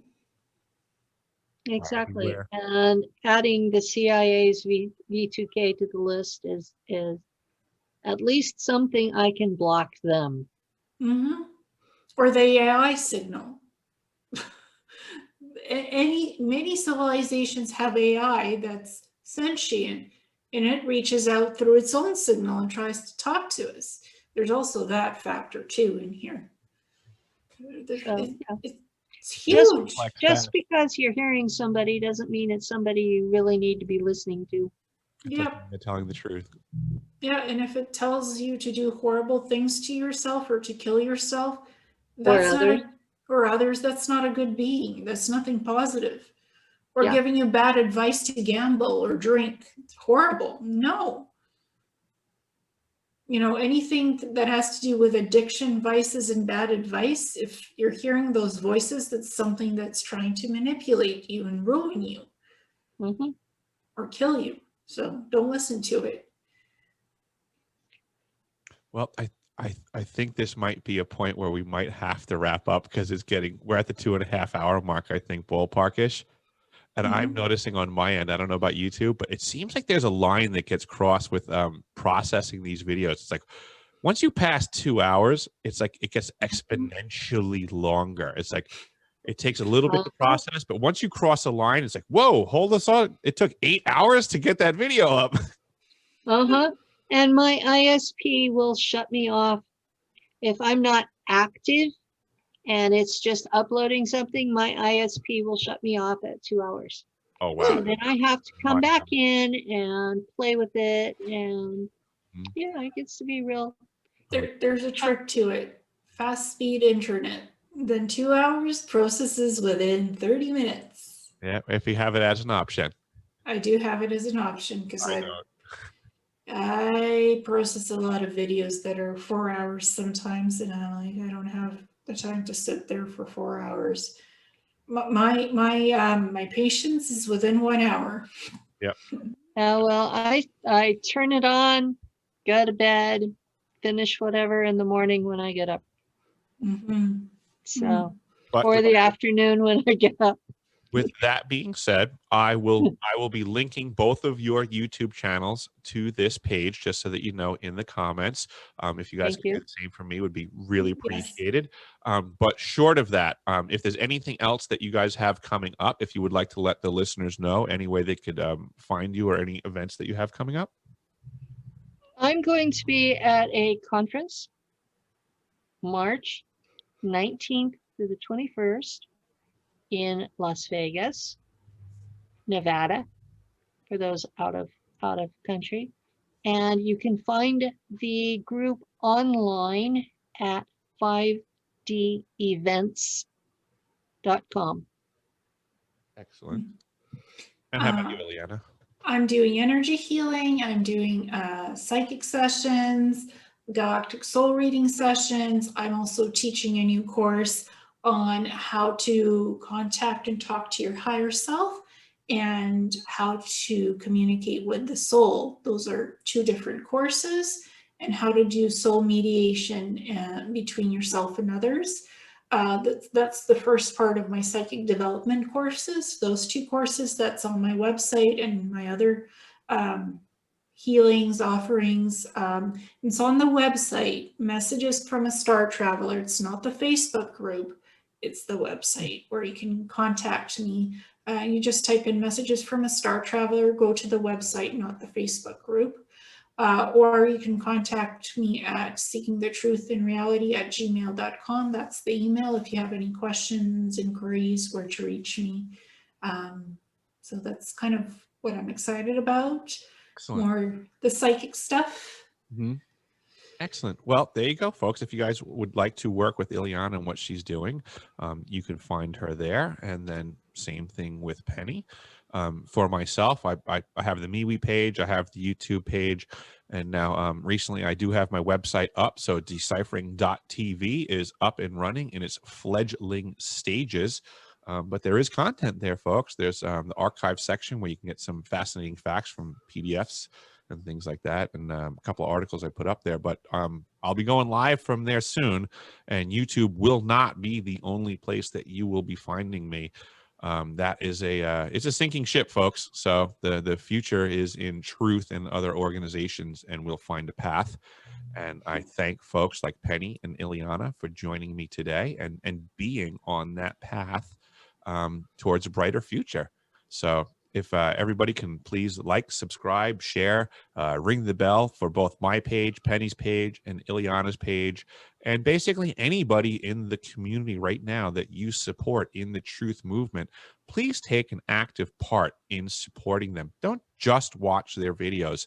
Move the videos around. Take an active role in the world that you're in. Every single time that you see a video by any content creator, if you have an appreciation for it, do something about it. You know, take an active part in the world around you, folks, is basically where I'm going to try to impress people to do things in 2021, is that right thought to me means very little if it's not followed by right action. Penny, what's your YouTube channel? Nacht Waffen Pilot. NACHTWAFFEN. And then Pilot. Pilot. Cool. Mine is Awakening Cosmic Reality Show. and I produce all my own content where I do my own podcasts. I interview other people as well. So I have guests on my show, and I have stuff that I put out for my own presentations and podcasts. Yep. Like Eric said, if you like something, share, subscribe, add to playlists, share with others, links, whatever you feel good about or comfortable doing. Social media is about bringing awareness, knowledge, and disclosure. And that's what we're here to do. Yep, exactly. My radio show and my TV show are both called Nacht Waffen Pilot. The radio show is on Global Enlightenment Radio Network.com on Saturdays, 2 to 4 p.m. Pacific. And I have guests on it. The TV show is more me talking to the camera. At least at this point, I'm filling in a lot of the background so that when someone comes into our community brand new, I'm giving what's where and why we're weird. And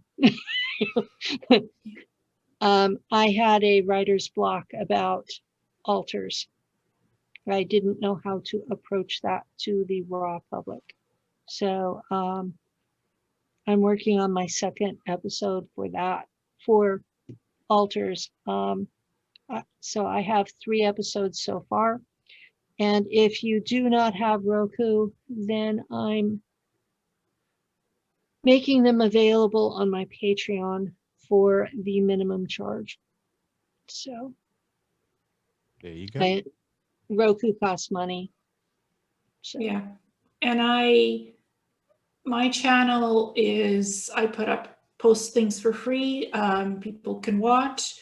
I don't put things behind paid walls and charge a fee to watch something. I believe in, most channels are monetized, that's true, but you can still watch things for free and enjoy. So I am going to keep my channel open, and I'm not going to put things behind paid walls. I just don't believe in that. So, just what you resonate with. If you want to watch, you watch. If you don't, that's fine. You don't. It's all free will and choice here, and we're here to disclose. Excellent. Excellent. Well, disclosure is our mission, and I'm glad that both of you were able to join me a year ago and also today. And Ileana, we don't have to wait another year for this. Just so that you know, I know you're a very busy person and you have a lot of folks on. That was just a joke. I'm just teasing. Oh, anytime. But if we have to wait a year, I'll wait another year. No. Anytime you want, just contact me. We'll throw out a few dates and get together and do a show. Yeah, no problem at all. I mean, I'm learning stuff all the time, so it's always fun to just touch base and find out what's going on. Exactly, because we're all friends. We're all in this community. And we're all here to share things and talk honestly about what's going on with us. It is what it is, and you see what you see. That's the way I look at it. We're just sharing. That's all it really is. It's like, it's no different than if I look at it like as if we were just neighbors, if we lived near each other, right? If Penny lived on one side of my house and Ileana lived on another side of my house, at the end of the day, at some point in time, we'd just be hanging out and BSing with each other and going over stuff. Now we're just doing it at distance. That's all. Yeah, but we're not at a distance. We're seeing each other. We're interacting. We're sharing thoughts. Mm-hmm. So I'm very grateful for this type of technology where we can hop on and talk honestly and communicate. It's better than a cell phone. Yep. Excellent. Well, I really appreciate the chat today, ladies. I look forward to the next time that we talk, and I really appreciate all of the listeners that tuned in today to follow along. I look forward to seeing all the comments and questions, and I look forward to having this conversation again in the future. So thank you very much for everybody that came here today. Thank you, Penny. Thank you, Ileana, and I look forward to chatting again in the future. Thank you. Have a great day. Bye-bye.